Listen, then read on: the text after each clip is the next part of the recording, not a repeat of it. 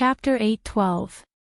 The sound of bamboo breaking continued, and the fireworks that bloomed in the night sky lit up the dark room from time to time. Han Yunxi sat at the tea table, staring at the letter in a daze. Suddenly, someone covered her mouth from behind. She was so startled that she hurriedly shot out a needle, but the person behind her seemed to know her poison techniques very well. Not only did he avoid her hidden needle, he also restrained her other hand that was about to use poison.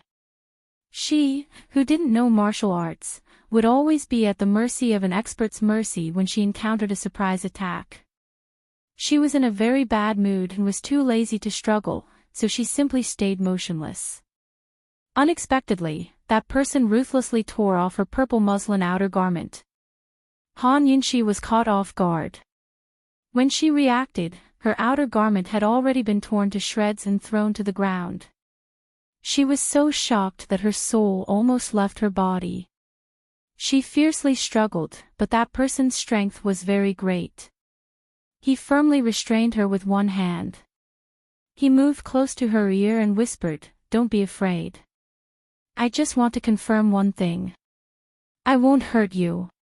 Even though the breath by her ear was very warm, this voice still made Han Yunxi couldn't help but shiver. "It's him, Ning Cheng. The head of the D clan. Bastard, you've already hurt me." Han Yunxi roared in her heart. It was summer, so she really couldn't wear undergarments like other girls. She wore a custom-made chest wrap, a camisole, and a purple muslin outer garment. Now that her outer garment was torn, she was incomparably exposed in front of Ning Cheng. If this kind of clothing was in modern times, it would be considered normal. But if Long Feiyi found out, she couldn't imagine how angry he would be. Very quickly, Han Yunxi returned to her senses. What kind of situation was this? She actually still cared about Long Feiyi's reaction. Would he really mind? That cold and terrifying face, that pair of monstrous angry eyes, uncontrollably appeared in her mind. At such a critical moment, she actually became absent-minded again. She really couldn't believe that his previous mind, his previous anger, was all an act. "Long Feiyi, when will you come? I have to ask you that question face to face." Han Yunxi quickly regained her senses, but Ning Cheng was stunned. The news of unknown origin was so detailed that it almost exposed Han Yunxi's background. Everyone was so shocked that they forgot to question it. The various forces in the world naturally wished for the world to be in chaos, and he needed clear evidence. Chu Yuni had once told him that any Western Qin orphan born as a girl would have a phoenix birthmark on her back. He just wanted to tear off Han Yunxi's outer clothes and lift up her inner clothes to see if she really had a phoenix birthmark. But he never thought that under Han Yunxi's outer clothes, there was actually such a camisole. By now, the calm Ning Cheng had long thrown the phoenix birthmark to the back of his mind. When he met Han Yunxi, his strong self-control seemed to vanish into thin air. This woman had taken too many of his firsts. The first time he'd been splashed with wine, the first time he'd been cursed at, the first time he'd been distracted by her needles, this time, it was his first time as well. This was the first time he'd seen a woman wearing so little. This was the first time he'd held a woman so tightly in his arms. This was the first time he couldn't stop his heart from racing. He couldn't control his eyes as they swept over Han Yunxi's graceful back and rested on the tube top peeking out from beneath the gauze. He seemed to know he shouldn't but couldn't bear to look away. He hesitated again and again. Suddenly, Han Yunxi viciously stomped down on Ning Cheng's left foot. At the same time, a poison needle emerged from the bottom of her shoe and pierced through Ning Cheng's boot to his left foot. Ning Cheng finally recovered his senses. Just as Han Yunxi was about to stomp down on him, he used his right knee to push against Han Yunxi's knee socket. In an instant, Han Yunxi fell to her knees. Ning Cheng kept one hand over her mouth and the other bound her hands as he fell to his knees with her. Han Yunxi struggled desperately and was about to break free from Ning Cheng's grip when Ning Cheng suddenly leaned over and pressed his tall body against hers, forcing her to lie on the ground. Abominable. Han Yunxi had long cursed Ning Cheng's ancestors in her heart. She could guess what this guy wanted to do. Didn't he want to see her birthmark to confirm her identity? Weren't the D clan and the Nether clan jackalls of the same lair? They wanted to use the orphan of the Western Qin imperial family to control the emperor and the nobles. Han Yunxi's entire body was on the ground. Ning Cheng, that bastard, was actually on top of her, one hand covering her mouth and the other pressing down on her hands that were tied behind her back. This position wasn't flirtatious at all. It was simply unbearable to look at. Ning Cheng, either you kill me, or I, Han Yunxi, will definitely repay you 100-fold for what you did to me today. Han Yunxi secretly swore in her heart. Han Yunxi stopped struggling and waited. Ning Cheng's hands were busy, so he couldn't tear off her clothes and look at her birthmark. She was going to wait for the poison in his foot to erupt. Let's see who would beg who then. The poison was called E. Once poisoned, one would feel as if they were being burned by a raging fire for a short period of time. Not only would they feel a burning sensation, but their skin would also blister and ulcerate, as if they were being burned by real fire. If he didn't detoxify it in time, Ning Cheng would become a cripple. This poison could even burn his bones. After experiencing several dangerous situations, Han Yunxi's poison needles were all highly toxic. The moment the poison needle entered his foot, Ning Cheng knew that he had been poisoned. How could this poisonous woman's golden needles not be poisonous? How wonderful! He had spent so much effort searching for the golden needles, but in the end, they pierced his body in such a way. The burning sensation became more and more real, but he forcibly ignored the fact that the shadow guard outside could discover the hole in the roof at any time. He had to confirm Han Yunxi's identity as soon as possible. He whispered, Han Yunxi, I don't mean any harm. I just want to see the birthmark on your back. If you are really a descendant of the Western Qin royal family, then you are the master of the D clan. I am willing to pay the price for my offense today and let you do whatever you want with me. I will let go of you now. Don't speak. Nod your head if you agree. Han Yunxi nodded without hesitation. However, just as Ning Cheng let go, she was about to scream. Fortunately, Ning Cheng knew that he was just testing her. He didn't let go of Han Yunxi and covered her mouth in time. You didn't keep your word. Ning Cheng reprimanded. Keep my word with you. Can my word be eaten? Han Yunxi roared in her heart. Once Ning Cheng saw the birthmark on her back and confirmed her identity as a descendant of the Western Qin royal family, would Ning Cheng let her go? Wouldn't Ning Cheng take her to the battlefield, hang up the Western Qin royal family's military flag and gather the supporters of the Western Qin royal family to fight against the Long Fei Yi? Of course, she had to scream. Even if the shadow guard rushed in and saw her disheveled clothes, she couldn't let Ning Cheng have his way. Ning Cheng didn't dare to let go of Han Yunxi so easily. The pain in his foot made him dare not delay any longer. He made up his mind and whispered, Since you don't want to cooperate, then I'm sorry to offend you. Before Han Yunxi could understand what he meant, Ning Cheng bit his sleeve and tore off a strip of cloth.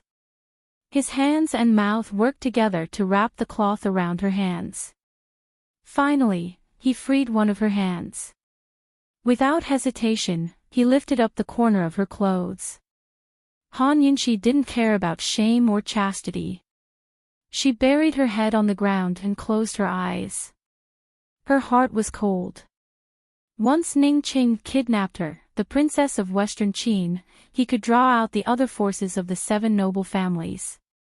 Even people like Chu Tianyin might betray the Long Fei Yi. When the Long Fei Yi went on a campaign against the D clan, the war of revenge would evolve into a decisive battle between the orphans of the Eastern and Western Qin royal family. When the time came, she and the Long Fei Yi would be completely at odds. If she didn't die, then he would. Long Fei Yi, will I have the chance to ask that question again? After parting at Tianshan Mountain, we've become old enemies when we meet again. Ning Qing saw the birthmark. It was light red, like the wings of a phoenix. If he didn't look at it closely, he might not have noticed it. Ning Qing was stunned at first, then he smiled foolishly. In the dim light, he revealed a row of white teeth. His smile was especially beautiful. It's her. It's really her. Not long ago, he received the news that Han Yunxi was the descendant of the Western Qin royal family. He was stunned for a long time. He couldn't believe his ears. The woman he tried so hard to kidnap, get rid of, and avenge was actually his master, the one the D clan had been searching for many years. He didn't know whether to laugh or cry. He was so glad that he didn't hurt her. Otherwise, he wouldn't be able to blame himself for the rest of his life. Ning Cheng's excitement was all overflowing in his smile. If his subordinates saw him now, they probably wouldn't recognize him. Did finding the princess of the Western Qin royal family make him so stupid? This wasn't like Ning Cheng at all. Was he really happy just because she was the princess of the Western Qin royal family? Han Yunxi struggled violently. Only then did Ning Qing come back to his senses. The first thing he did was to pull up her clothes and take off his outerwear to cover her. Princess, this subordinate has finally found you. There are many things that are hard to explain in a few words. Come back with this subordinate, and this subordinate will slowly report. Ning Cheng's voice became respectful. Han Yunxi's mouth was still covered, so she could only struggle to protest. Who knew that Ning Cheng would say, "Excuse me," and hit the back of her neck with his palm, causing her to faint. Ning Cheng's poisoned foot stomped viciously against the ground, causing him so much pain that his 3 souls and 7 spirits were about to scatter. He'd never knit his brows in the past, but this time he was furrowing his brows. Still, he stomped down again and used the momentum to fly out of the hole in the roof with Han Yunxi in his arms. The fireworks were still going on, but Chu Shifeng and Su Donglin were still lost in their own thoughts. They didn't notice anything strange about the roof. Just before daybreak, Chu Shifeng received a letter from His Highness Duke of Qin. Chu Shifeng's previous letter had been sent to the army, then sent by the Shadow Guard to Long Fei Yi. It took a long time, so it wasn't clear whether the Long Fei Yi had received it or not. The letter he'd just received wasn't Long Fei's reply, but something Long Fei had sent to him after Han Yunxi's identity was exposed.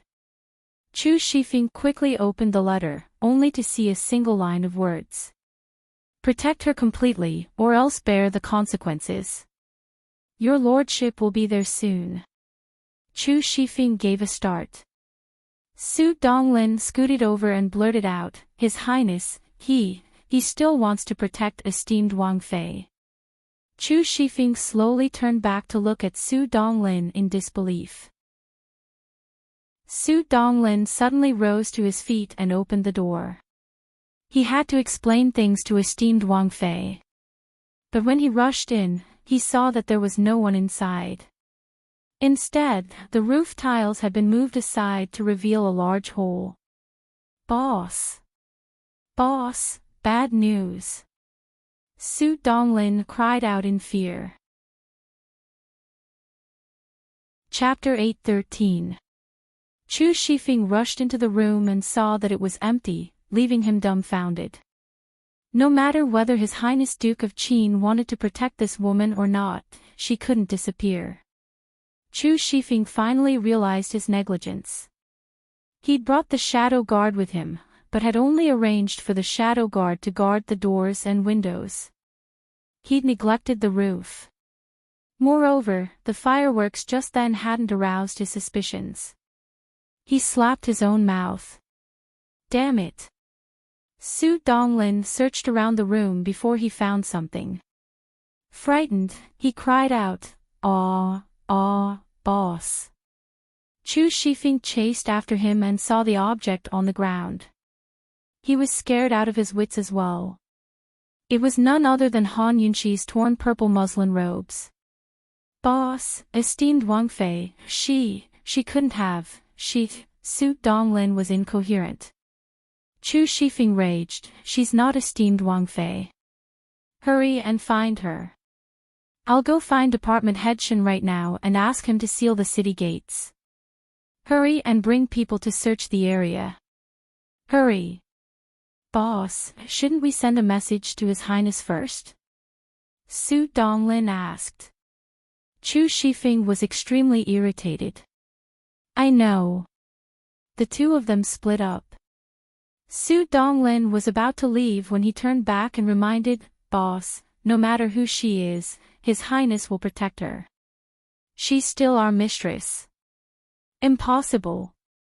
Chu Shifeng raged. "Boss, His Highness's letter is still in your hands." Su Donglin said.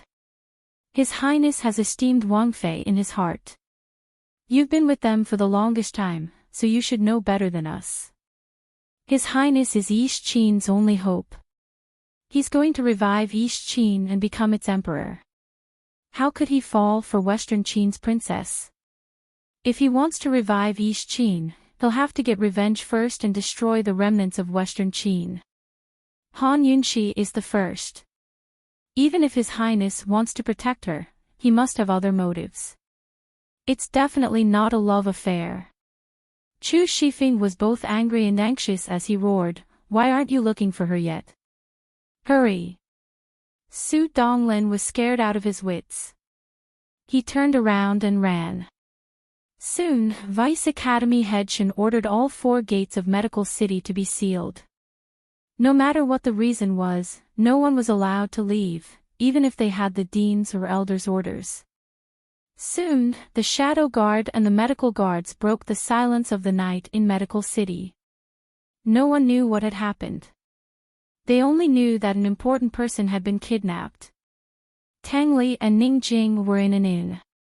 The two of them had been in a cold war since then.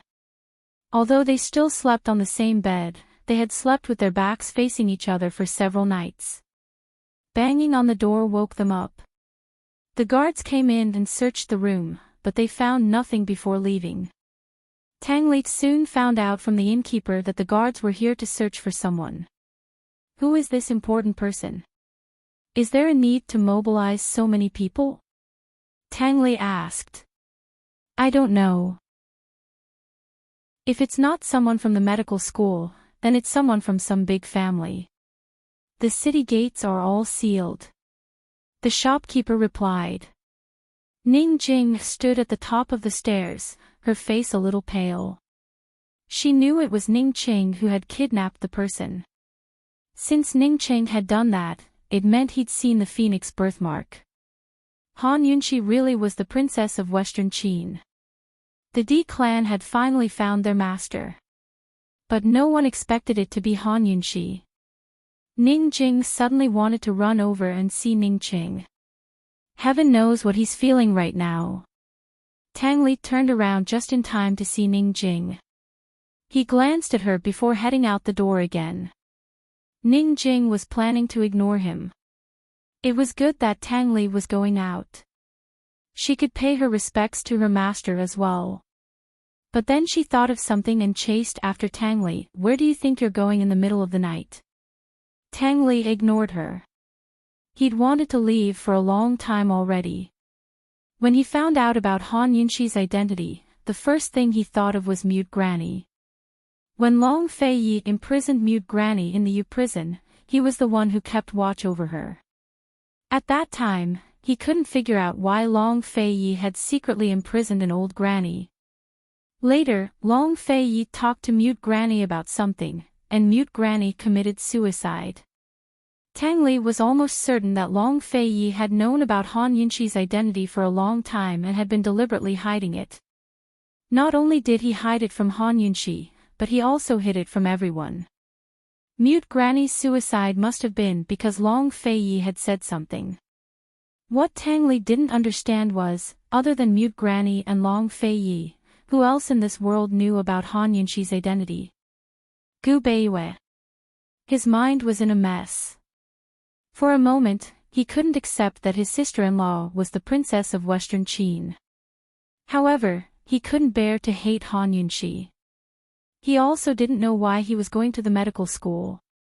It was a good opportunity to ask who had been kidnapped. Tang Li stopped for a moment and continued to walk without saying a word. Ning Jing's anger rushed to her heart. She reached out and blocked Tang Li. You still want to look for Han Yunxi? It's so late, and you're still going to look for her. Don't you have any shame? She clearly guessed that he was going to ask about who had been kidnapped, but she deliberately pretended to be jealous. So what if I am? Is it any of your business? Tang Li retorted. I'm your wife. How is it any of my business? Ning Jing retorted angrily. She couldn't tell whether she was pretending or really angry. Wife?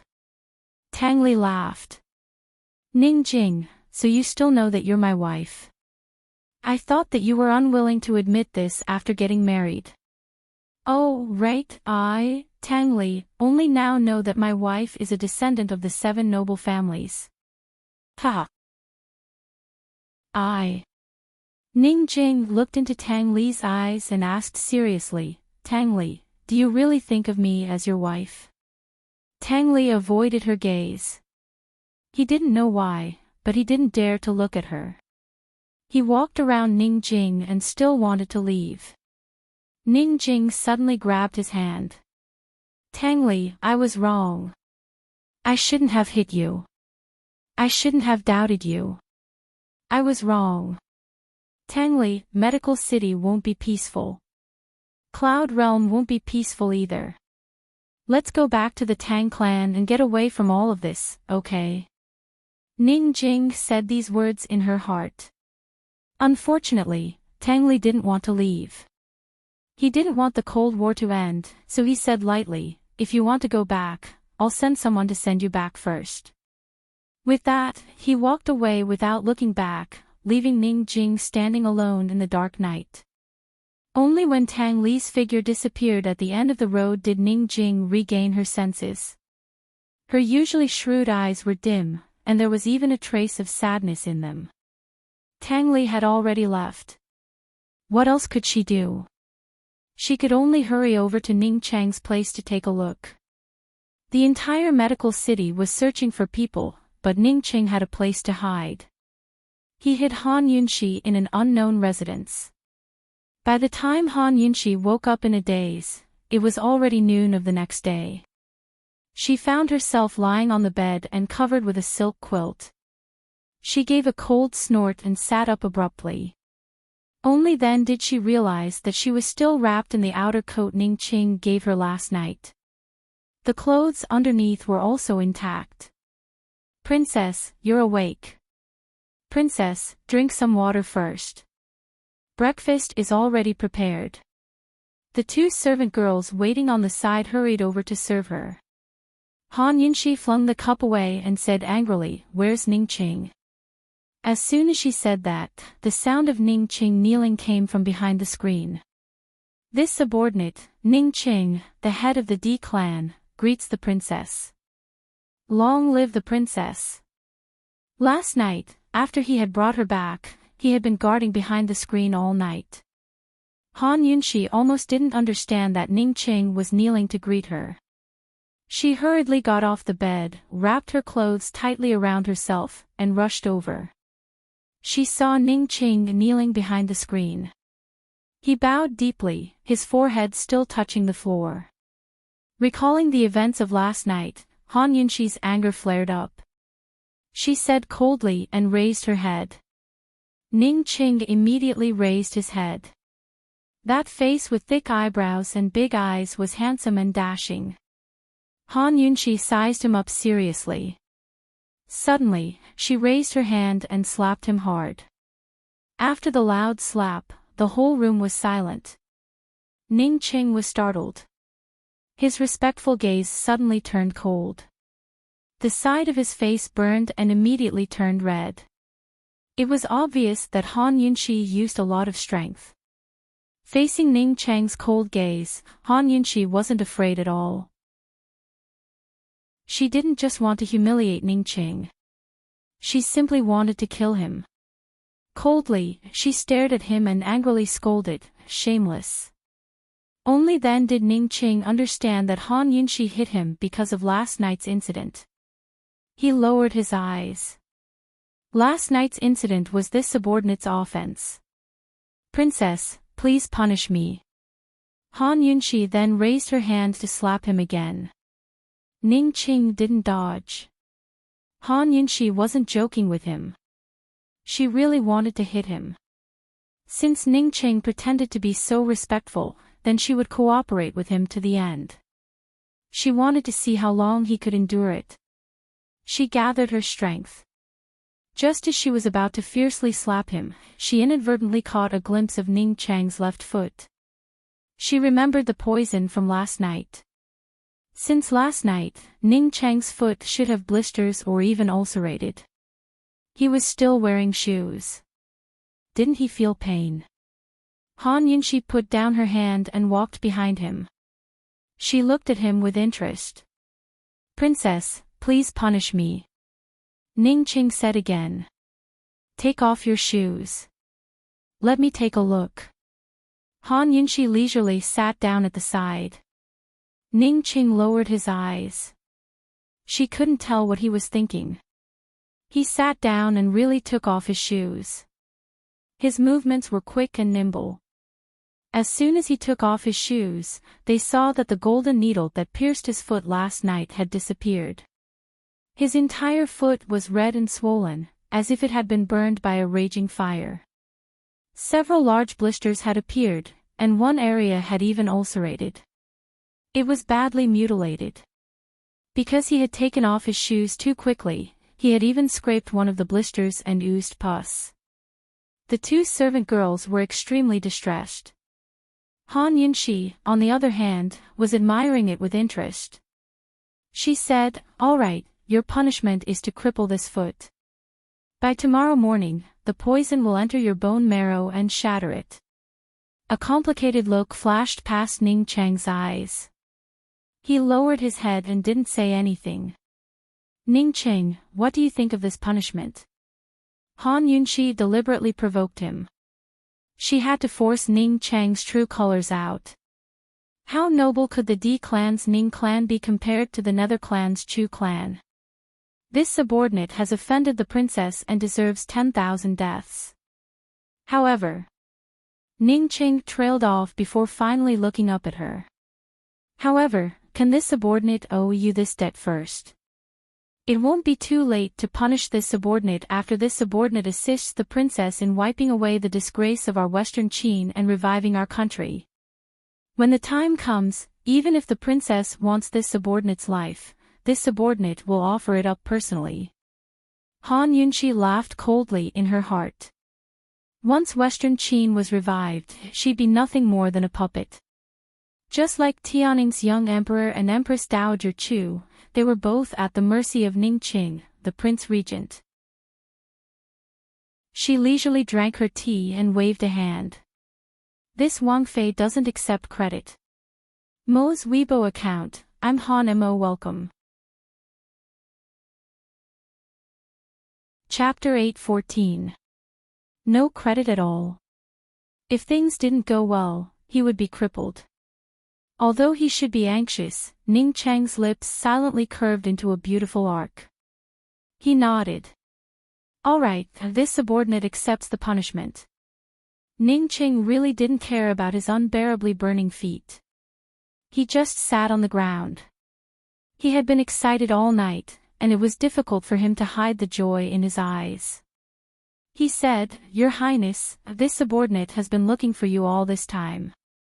Back then, before he could finish speaking, Han Yunxi interrupted him.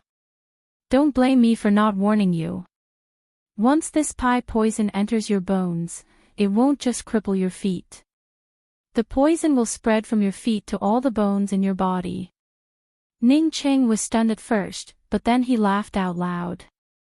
He said, "Since your highness has the heart to remind me, you must have the heart to spare this subordinate. This subordinate may be so bold as to ask your highness how to spare this subordinate's life." Han Yunxi frowned and said coldly, "Ning Cheng, I'm not joking with you. Your highness, if this subordinate dies, who will avenge you, restore your country, and conquer the world for you?" Ning Cheng laughed and then became serious. "Your highness, if you can't credit, how about we change the punishment?" The two servant girls on the side looked on. If they hadn't seen it with their own eyes, they wouldn't have dared to believe that Ning Wang could laugh so happily. It had to be known that in the past, even if there was a joyous occasion, Ning Wang would never laugh. Everyone in the D clan was very happy that the Western Qin princess had been found. But Ning Wang's temperament shouldn't have changed so much, right? What was he so happy about?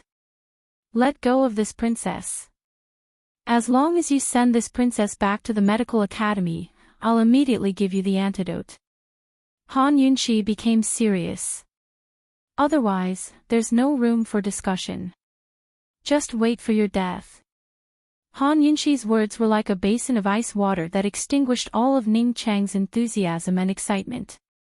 The smile that had been on his face all night instantly stiffened.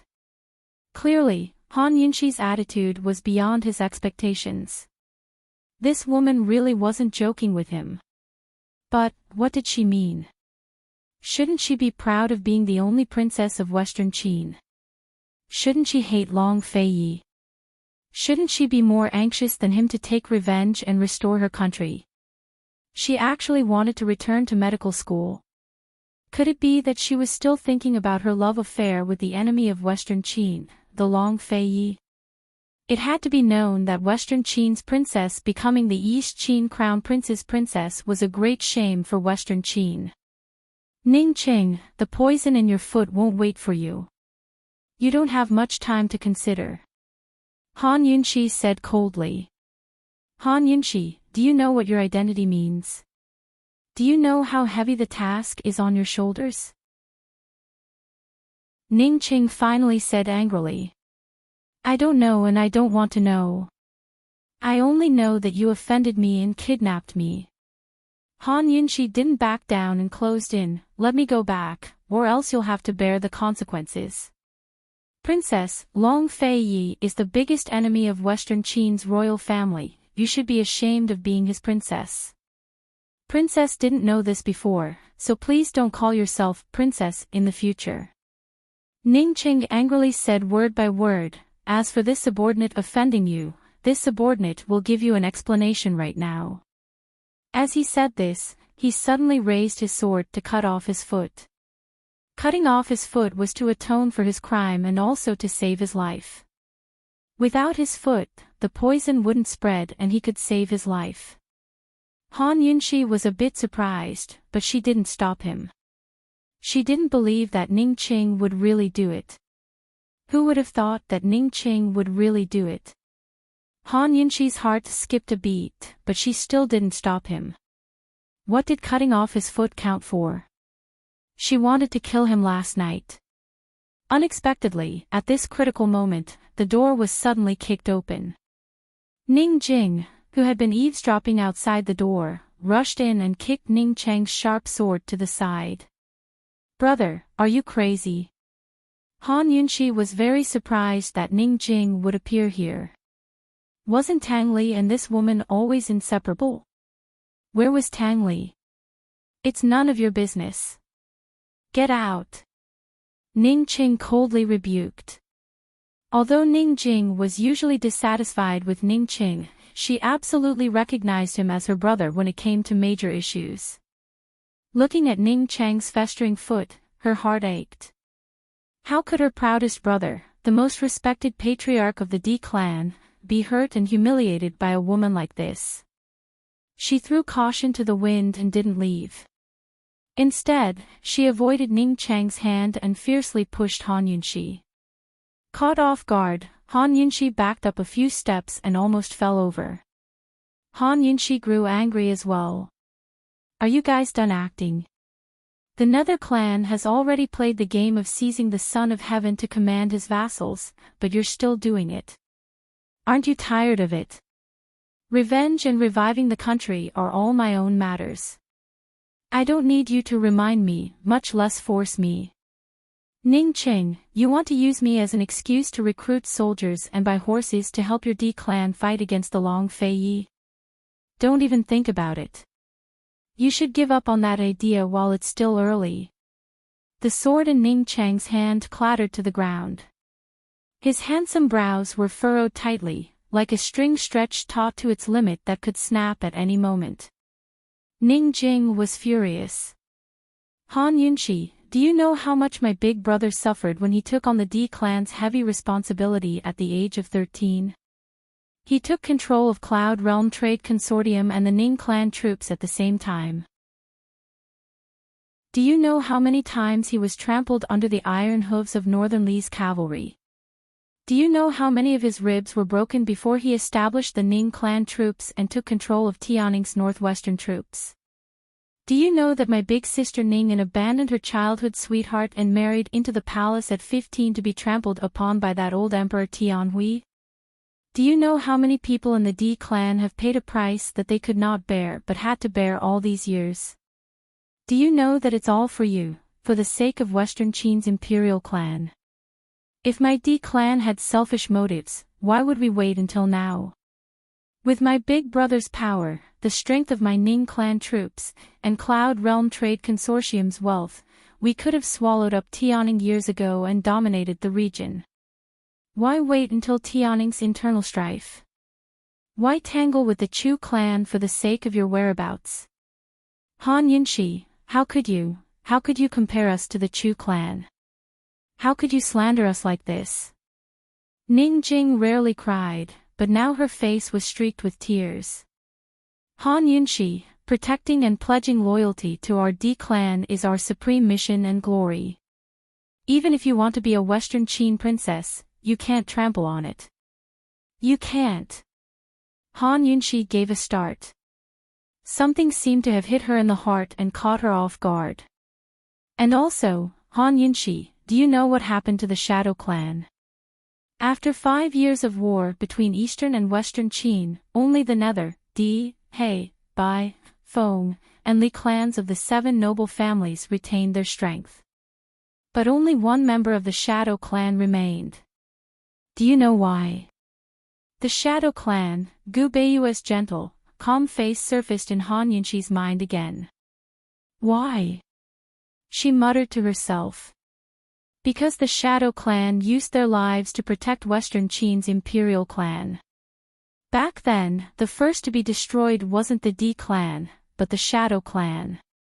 After the East Qin army attacked Western Qin's imperial palace, they slaughtered the entire palace for 3 days and 3 nights. The Shadow Clan could have escaped, but not a single one of them left. Every time the East Qin army killed a member of the Western Qin imperial clan, they had to kill the Shadow Guard who protected them first. There was only one member of the Shadow Clan left, that Shadow Guard who carried your grandmother away. He was the only one left. Han Yunxi, since you are the descendant of Western Qin's imperial clan, you have to take on the heavy responsibility you deserve. Even if you let down everyone, you can't let down the Shadow Clan. Ning Jing finished speaking, but her face was still filled with anger. Ning Cheng was planning on taking Han Yunxi away first and then slowly telling her about the past grudges. He never thought that Han Yunxi would have such an indifferent attitude. He didn't chase Ning Jing away, but looked at Han Yunxi with eyes that had recovered their usual coldness. In the silence of the room, the Ning siblings stared at Han Yunxi. Han Yunxi's face was expressionless, but her heart couldn't calm down. She wasn't the real Han Yunxi, nor did she have any feelings for Western Qin. She could understand the Western Qin imperial clan's hatred and the East Qin imperial clan's vengeance. But she couldn't feel it. After hearing Ning Jing's words, her heart couldn't help but clench. She saw not only the hatred between the two countries, but also the bitter price that both sides had paid over the years. They wanted revenge not only for the Eastern and Western Qin imperial clans, but also for the countless enemies in both camps. The destruction of countries, clans, and families.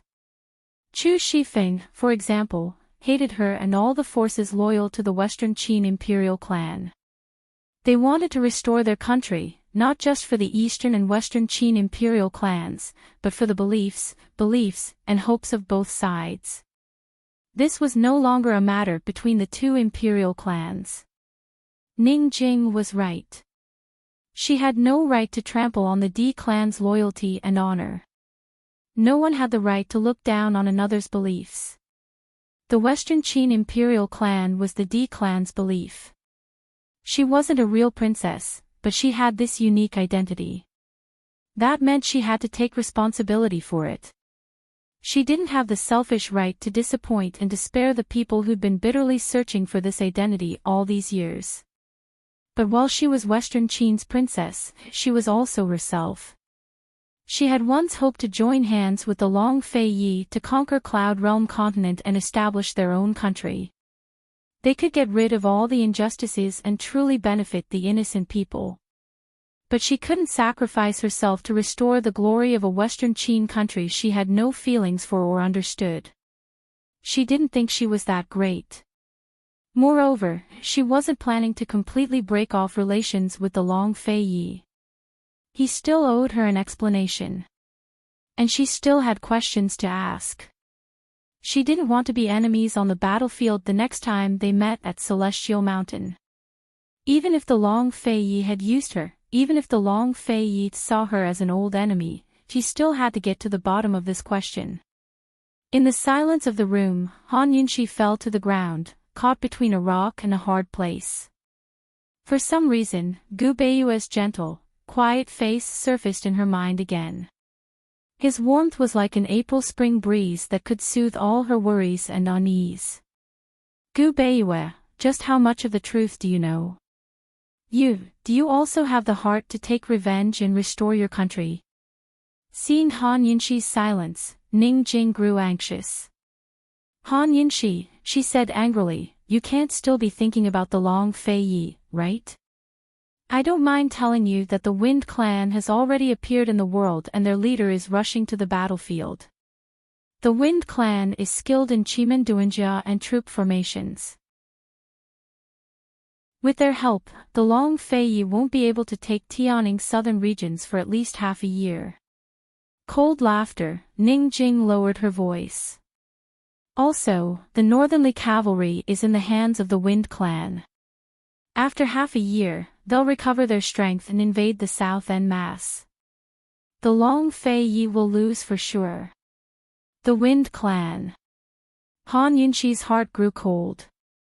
After all, the Wind Clan was the prime suspect for the assassination of Gu Beiyue. Chapter 8:15. The Feng Clan. The Northernly Cavalry. These two words woke Han Yunxi up from her desperate situation. She almost jumped out of her chair. She was so shocked that she couldn't hide her shocked expression. Ning Cheng and Ning Jing mistakenly thought that she was shocked by the news and realized that they had enough power to contend with Long Fei Yi. In fact, apart from being shocked, Han Yunxi also wanted to laugh. She wanted to look up to the sky and laugh 3 times. The Feng Clan. She didn't expect that the Feng Clan would appear at this juncture and hook up with Ning Qing. It was really a waste of effort to find iron scraps in the middle of nowhere. The Feng Clan was familiar with astronomy and geography. They were proficient in Chimenduanjia and had the ability to control the wind. This was what Long Fei Yi had told her. The first time she came into contact with the Imperial Wind technique should be on Fishing Boat Island. At that time, Long Fei Yi was furious and ordered the Bailey Navy to surround Fishing Boat Island.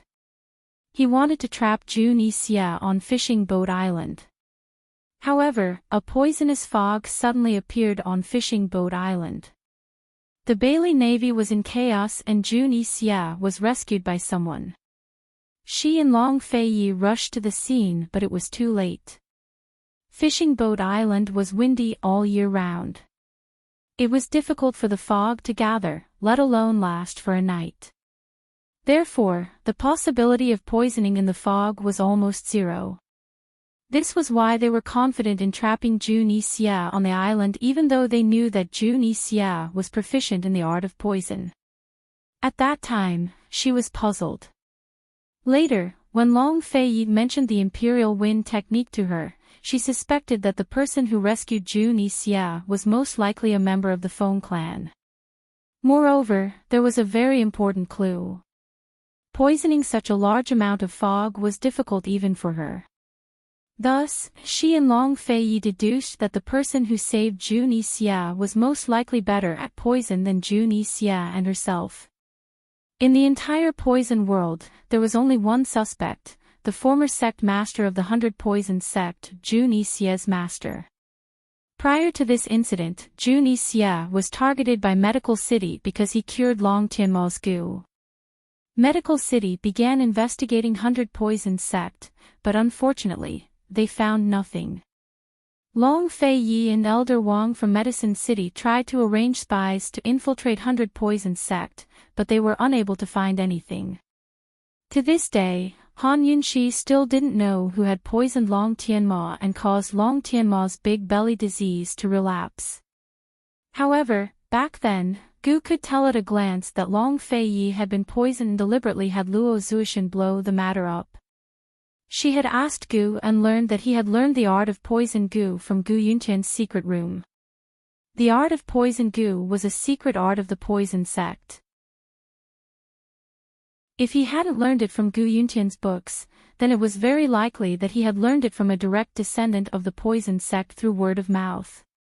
Where had June Xia learned it? It was very likely that his master had taught him. In other words, his master was very close to the Poison sect. In summary, June Xia's master was very likely related to both the Wind clan and the Poison sect's direct descendants. Moreover, when Han Yunxi was lost in the fog, she had poisoned herself. The mysterious poison's master she dueled with was extremely skilled and had dispelled her poison in an instant. Even if she used a new type of poison, it was still dispelled instantly. Han Yunxi couldn't figure it out at first, but later she realized that her poison hadn't been dispelled, but taken in. The second level of the poison storage space allowed one to suck in any poisons that were hostile to oneself into the space and make it their own. Anyone with a poison storage space had to be a direct descendant of the Poison sect.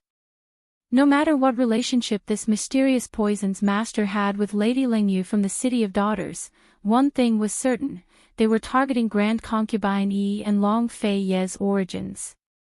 Not long ago, the dark-robed assassin who tried to kill Gu Beiyue had also dispelled the poison in his shoulder in an instant. That was a poison grown from the poison pond. No matter how skilled he was, it was impossible to dispel the poison instantly. Thus, Han Yunxi was certain that the dark-robed assassin had a poison storage space and was a direct descendant of the Poison sect. The dark-robed assassin had purposely used Kenzo swordplay in front of everyone to imitate Long Fei. His true goal wasn't Gu Beiyue, but to make her misunderstand Long Fei and sow discord between them. June Xia's master was related to the Wind clan and the Poison sect's direct descendants. The mysterious poison's master at Lost Illusory Lake had a poison storage space and was a direct descendant of the Poison sect. The dark-robed assassin had a poison storage space and was a direct descendant of the Poison sect. Given Lil Thing's personality, it wouldn't let go of anyone who dared to hurt Gu Beiyue no matter the price. However, Lil Thing didn't attack a second time. If Han Yunxi wasn't wrong, Lil Thing was afraid of that person. Who else but a direct descendant of the Poison sect could make Lil Thing so afraid? Based on these three things, it was highly likely that June Xia's master, the mysterious poison's master, and the dark-robed assassin were the same person. He was a direct descendant of the Poison sect, a descendant of the Wind clan, and her family. Han Yunxi's identity as a direct descendant of the Poison sect was already public knowledge. Why didn't the dark-robed assassin acknowledge her? Why did he still want to hurt Gu Beiyue? Would he be able to discover the conspiracy behind the scenes? What is he doing right now? Currently, Long Feiyi had just arrived at Medical City. He headed straight for the medical academy and rushed to Han Yunxi's room. He'd long received Su Donglin's secret missive and knew that Han Yunxi had been kidnapped. Chu Shifeng, Su Donglin, and a group of shadow guards were all kneeling by the door. Su Donglin was still clutching the purple muslin robe in his hands, not daring to approach. Chapter 8:16. Silence reigned in the courtyard as the shadow guard knelt on the ground. Su Donglin knelt in the crowd, while Chu Shifeng knelt in front of the group as their leader. Originally, Long Fei would have arrived by nightfall at the earliest, but he'd saved an entire day's worth of time and arrived early. His body was covered in dust and his face was weary. Stubble had grown out of his beard, but none of this could hide his towering rage. He never showed his emotions on his face, but this time, his anger was written all over his face, and he did not hold back. He stared fixedly at the closed doors in silence. His heart was in a state of panic, but he still held on to a sliver of hope. He hoped that the person had already been found and was waiting for him in the room. After parting ways at Celestial Mountain, he'd spent day and night hoping to see her again and hug her tightly. Nobody knew how unaccustomed he was to days without her by his side. He'd already abandoned her once, so he was afraid. Moreover, she was in great danger this time. Now that her identity had been exposed, how many people in the East Qin camp wanted her life? How many people in the Western Qin camp wanted to use her as a puppet? Even now, he was unable to determine which side had kidnapped her. Chu Shifeng, you better have found her already, Long Feiyi finally spoke up, his voice as cold as the icy waters of a snowy mountain, piercing straight into one's heart and bones. Chu Shifeng's heart was filled with resentment and indignation, but all his anger was extinguished by fear and reverence as soon as he saw his master. Even his heart was trembling. To reply, Your Highness, this subordinate still hasn't found esteemed Wang Fei. With his last hopes dashed, Long Feiyi's dark eyes were filled with rage. He walked step by step towards Chu Shifeng until he was right in front of him. Long Feiyi's shoes almost touched Chu Shifeng's fingers, but he subconsciously withdrew his hand. Even he didn't know what he was afraid of. You were the one who told her that your lordship long knew of her identity. Long Feiyi's voice was very calm, devoid of any emotion. Chu Shifeng understood his master all too well. The calmer he was, the angrier he was. He had read Su Donglin's letter to His Highness Duke of Qin. Su Donglin had clearly explained the entire situation and accused him of acting on his own initiative, going against his superiors, and placing esteemed Wang Fei under house arrest. Yes, he admitted honestly. Just as he was about to raise his head, the Duke of Qin suddenly kicked him hard on the chin, sending him flying backward. With a bang, Chu Shifeng's body slammed open the door and he was flung inside. All the shadow guards were even more terrified and lowered their heads even more. Even Su Donglin hid the purple muslin robe and didn't dare to make a sound. Su Donglin had mentioned everything in his letter, except for this purple robe. No one dared to look back, but stepped aside to make a path. Long Feiyi walked step by step into the room before stopping in front of Chu Shifeng again. Chu Shifeng was sprawled on the ground, blood dripping from his mouth. Still, he climbed to his feet and respectfully knelt in front of Long Feiyi. But he'd hardly knelt when Long Feiyi kicked him in the chin again, sending him flying. Who told you that your lordship knew of her identity long ago? Chu Shifeng crashed into the tea table behind him and landed heavily on the ground amidst the broken tea set. Fresh blood poured from his mouth without end. Long Fei Ye's icy eyes were frighteningly cold.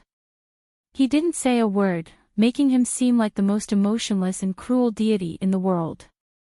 He stared coldly at the heavily injured Chu Shifeng, who grit his teeth and tried to crawl to his feet again.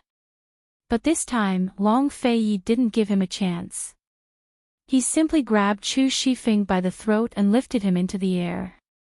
He glared angrily at Chu Shifeng's eyes, but Chu Shifeng only hung his head, afraid to meet his gaze. Long Fei Yi finally spoke up. "Answer, your lordship."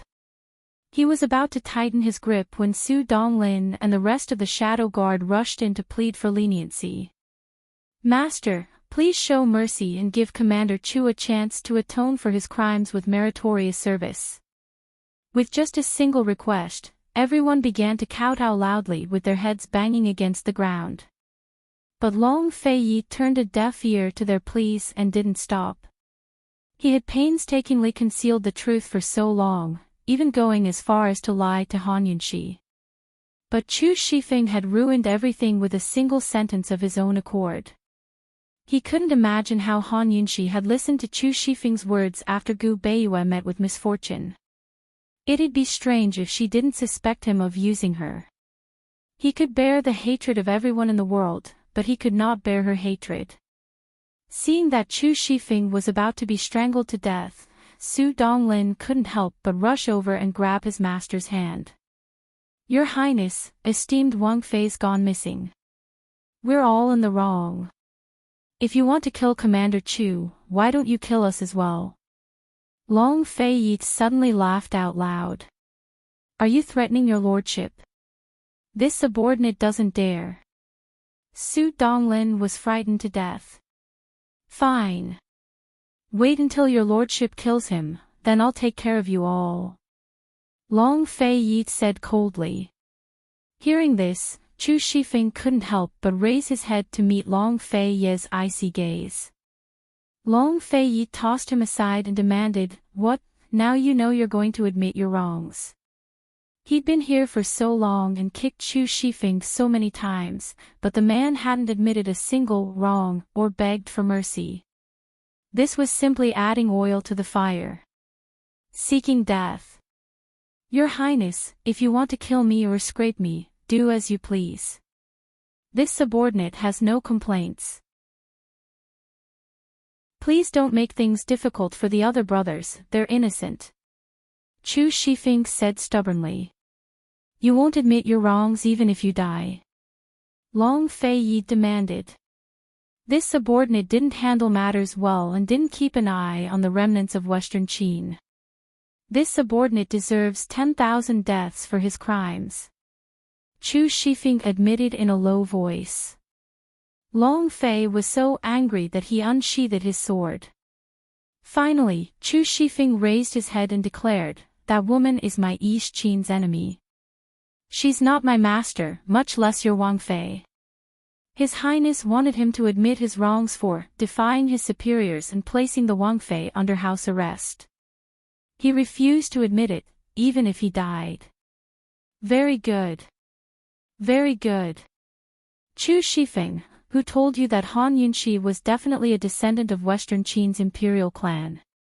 We didn't even find out where the rumors came from, so why do you believe them? Long Fei Yi asked. Chu Shifeng gaped. He'd been blinded by hatred and confused by Gu Beiyue's death. Why didn't he consider the truth of the rumors?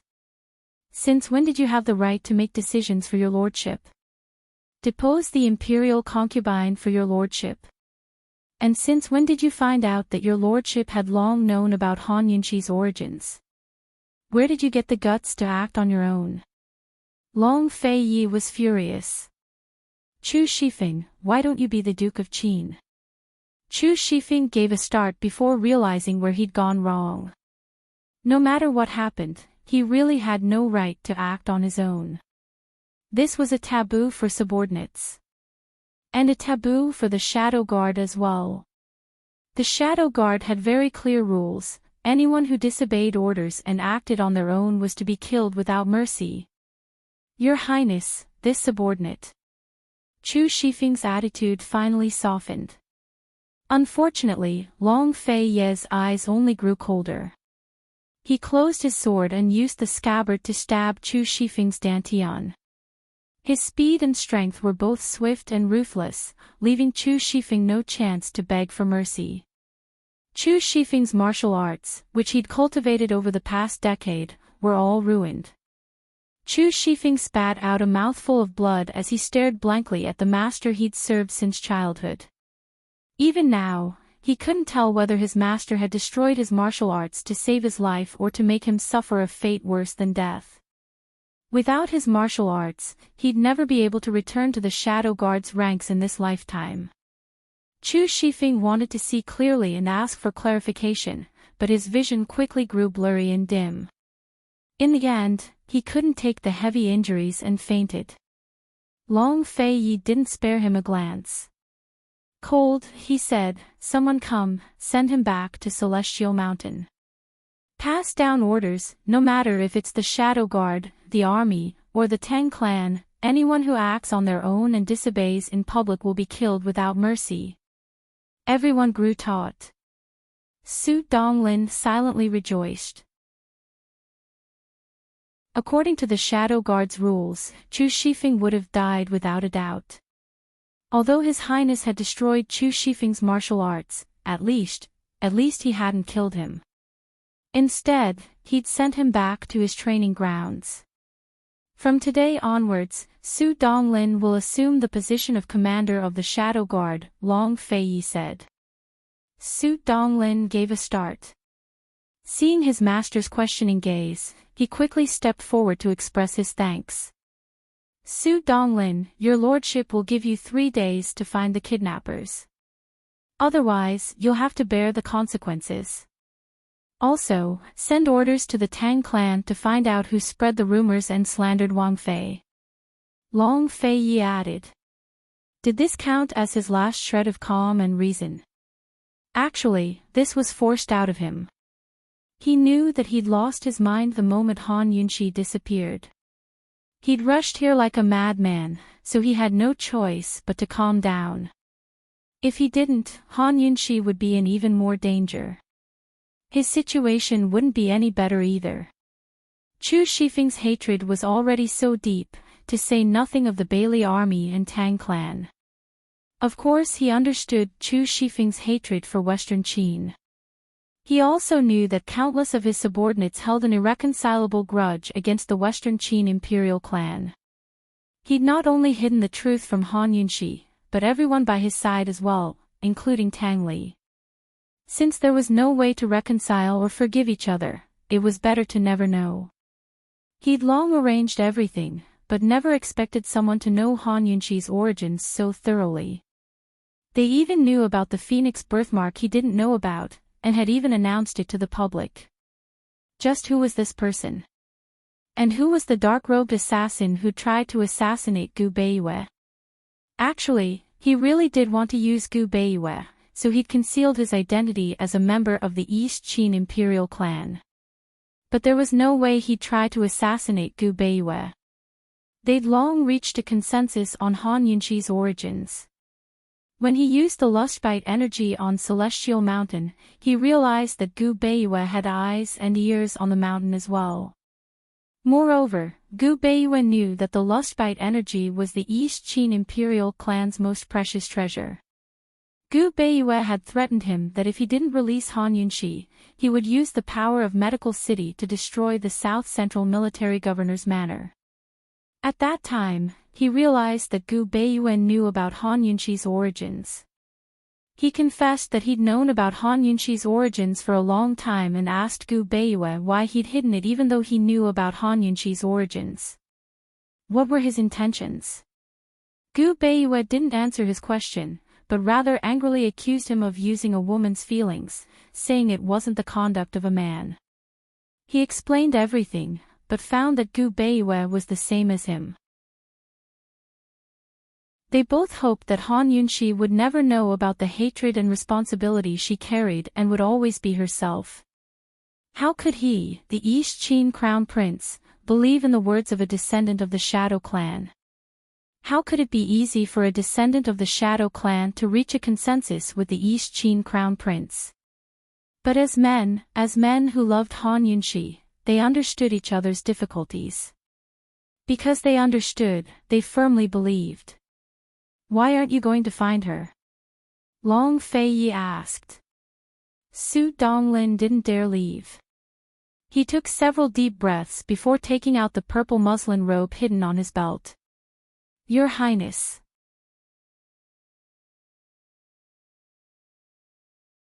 Chapter 8:17. That's right. Su Donglin had ulterior motives. He was the one who insisted on writing a letter to His Highness Duke of Qin to tell him everything. As a subordinate, it was his duty. But Boss Chu had taken care of him since he was a child, so he couldn't bear to see him die in His Highness Duke of Qin's rage. Boss Chu was burdened with the hatred of his ancestors, so it was understandable that he'd made such a mistake. If His Highness Duke of Qin found out that esteemed Wang Fei had not only been kidnapped, but bullied as well, then Boss Chu would probably die a horrible death. Thus, he waited until Boss Chu was sent away before he took out the purple muslin robes with trembling hands. "Your Highness, this is..." Before he could finish, Long Feiyi snatched the robes away. Han Yunxi had plenty of clothes, but only a few she often wore. Long Feiyi recognized all of them, especially his favorite purple robes. Only to see that the purple muslin coat had been torn to shreds and was no longer a garment. It was impossible to imagine how they'd been torn apart. Did they tear them apart after they were taken off, or after they were put on? Even more unimaginable was what the original owner of the robes had gone through. Long Fei's weary face instantly paled without a trace of blood. His hands were clearly trembling, as were his lips. What's going on?" Su Donglin gave a start and didn't reply. He'd followed His Highness Duke of Qin for so long, but he'd never seen him like this. He assumed that His Highness Duke of Qin would be furious and kick him like Boss Chu, or even punish all of the Shadow Guard. But he never expected His Highness Duke of Qin to be afraid. Even if Cloud Realm Continent fell into chaos, the skies collapsed, or the earth caved in, His Highness Duke of Qin wouldn't be afraid. However, at that very moment, his entire body was trembling. Even breathing seemed to be difficult for him as his breathing grew heavier and heavier. "Just what's going on?" Long Feiyi roared. Su Donglin was so frightened that he almost jumped up. "Your Highness. Your Highness, esteemed Wang Fei, she, Su Donglin was so frightened that he couldn't speak properly. "What's going on? Speak."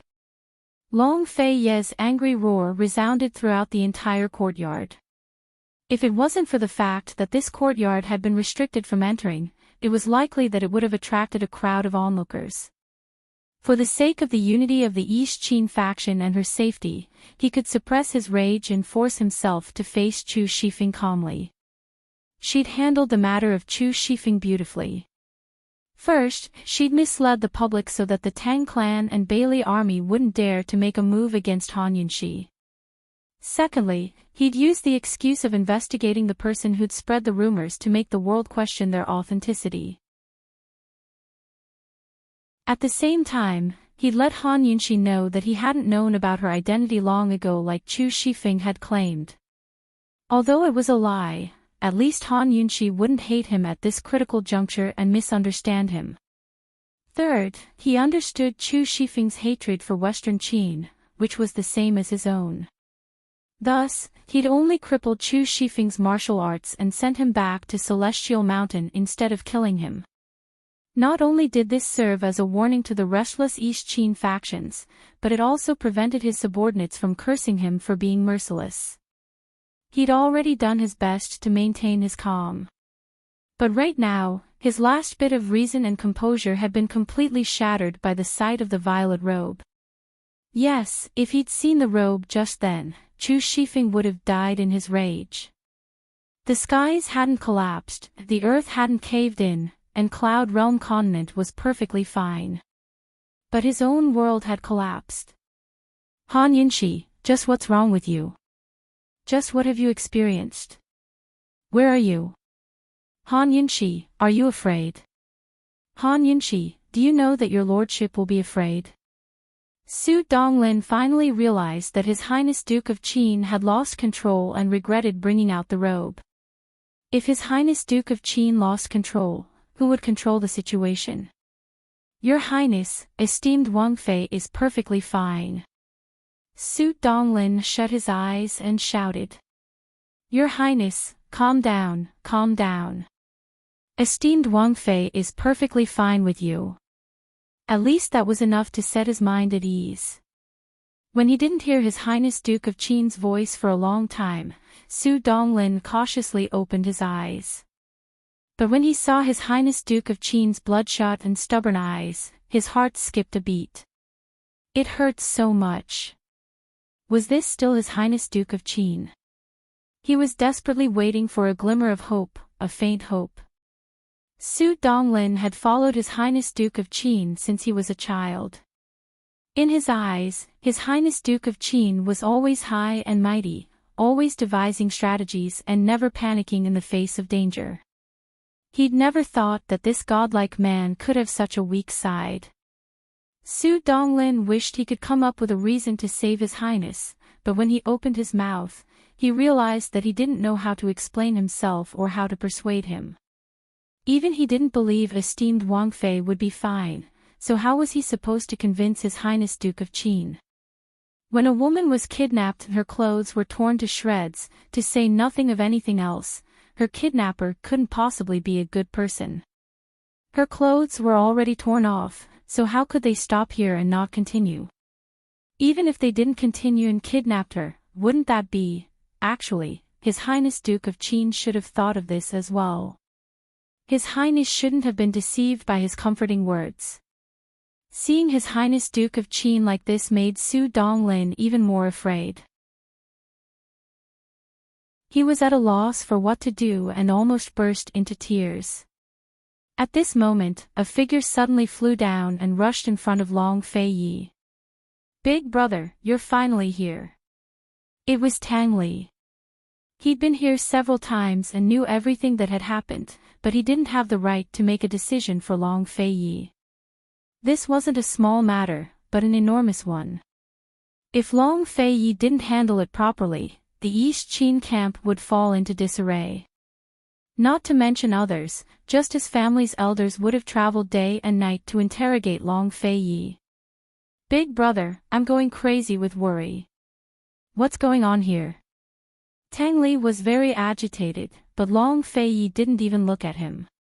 He stubbornly stared at Su Donglin and waited for Su Donglin. His deep eyes hid coldness, viciousness, and anticipation. Su Donglin finally broke down. Your Highness, this subordinate doesn't know what's going on either. Esteemed Wang Fei is blessed by the heavens and will definitely be fine. Long Fei Ye's eyes turned icy. Tang Li finally noticed that he was clutching Han Yunshi's violet muslin robes tightly in his hands. Tang Li immediately understood what was going on.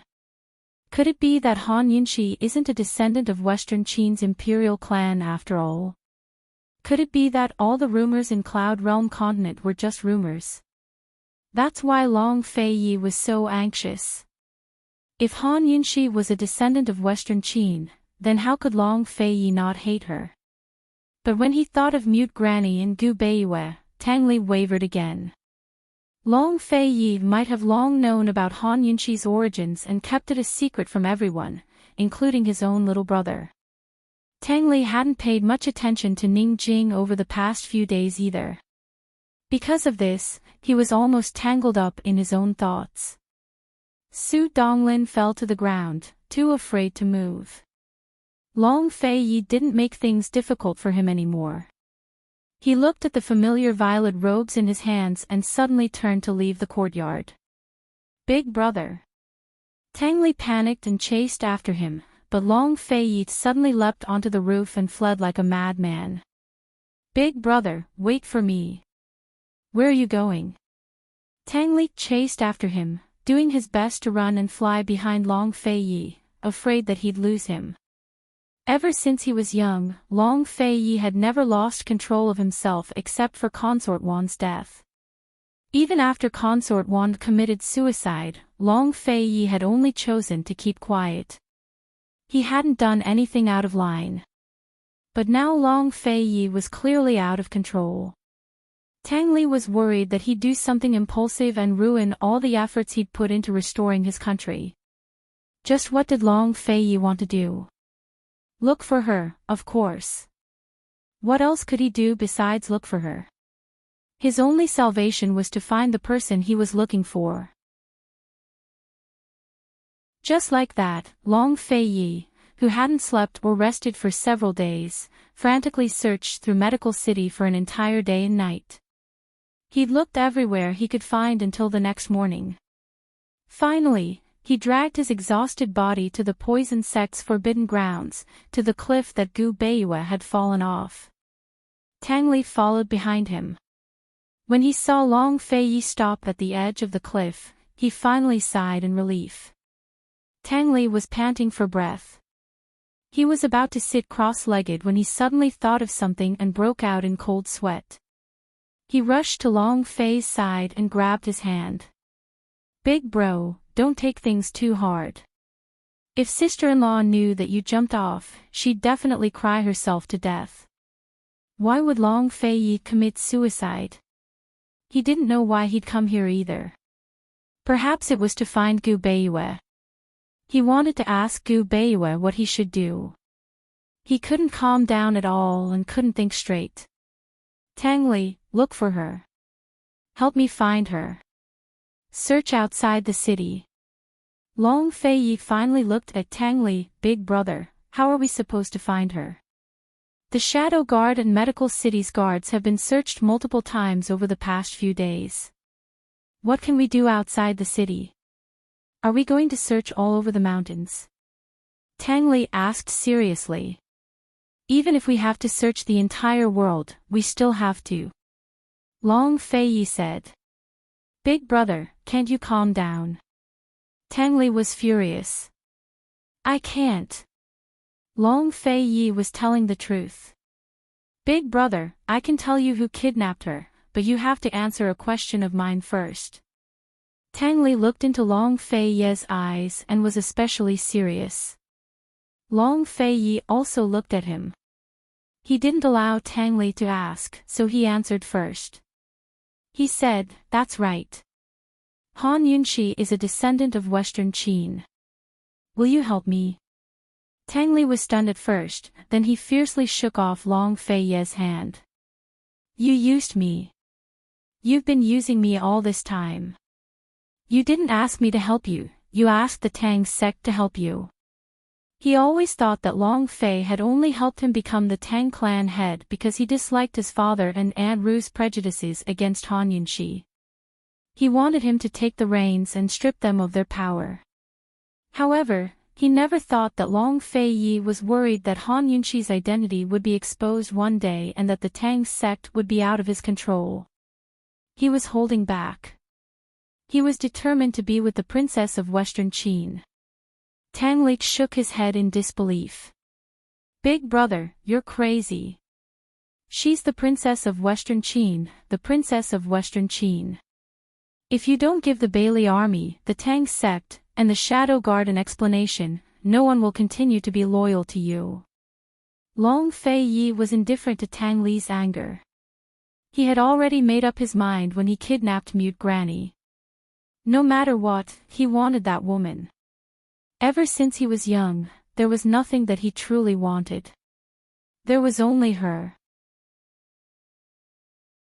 Tang Li, I'm only going to ask you once. Will you help me? Long Fei asked resolutely.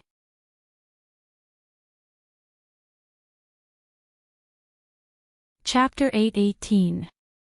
Faced with Long Fei Ye's resolute inquiry, Tang Li realized that it was Long Fei Ye's first time begging him. Accurately speaking, it wasn't begging him. If it was Long Fei Ye, he wouldn't have become the Tang sect master. Today, he wasn't qualified to make Long Fei Ye beg him. Growing up together, no one understood Long Fei Ye better than Tang Li. Actually, Tang Li had already vaguely guessed the truth before, but he wasn't willing to believe it and couldn't accept it. Now, facing Long Fei Ye, he couldn't agree, but he also couldn't refuse. "Brother, it's just a woman." When he said this, even he felt that it was against his heart. He had seen Long Fei Ye make too many exceptions for Han Yunxi. He had also seen how the conservative him, who was seriously obsessed with cleanliness, hugged that woman in front of everyone and deeply kissed that woman. It was simply spoiling her to the bone and loving her to the blood. This kind of person, he had spoiled her for 4 years. How could he not want her just like that? "Brother, even if you don't care about her identity, even if everyone in East Qin doesn't care about her identity, what about her?" Tang Li asked seriously. "She will hate you. She will only think that you are using her." Back then, Long Fei Yi hid Han Yunxi's identity because he was worried about her hatred, right? The hatred that came from the Western Qin princess towards the East Qin crown prince. Two people who loved each other would always be equal. No one had the right to insist that others do the same because of their own sacrifice. There was also no reason to believe that others would do the same. Just like how he could ignore her identity, but he didn't expect her to do the same. Tang Li's words made Long Fei Ye's heart sink. Tang Li sighed. "Brother, actually I quite like Ning Jing, but," he gave a bitter smile. "How could she really like me and be willing to give birth to my child? Let's not deceive ourselves." Ever since they got married, he had been tormenting Ning Jing a lot, especially during the month they were away, but there had been no news of that woman's pregnancy. It was obvious that she had taken medicine. There was no doubt that Tang Li's feelings for Ning Jing were beyond Long Fei Ye's expectations. However, he didn't have time to think too much about it. He asked coldly, "Do you know who kidnapped her?" Seeing that Long Fei Yi was no longer forcing him to help, Tang Li was secretly relieved. He only said one sentence, and Long Fei Yi immediately understood. He said, "Ning Jing and I have been in a cold war for the past few days. After I went out, I went back twice, but I didn't find Ning Jing in the house. Last night, I waited until midnight before she came back. She was frightened when she saw me."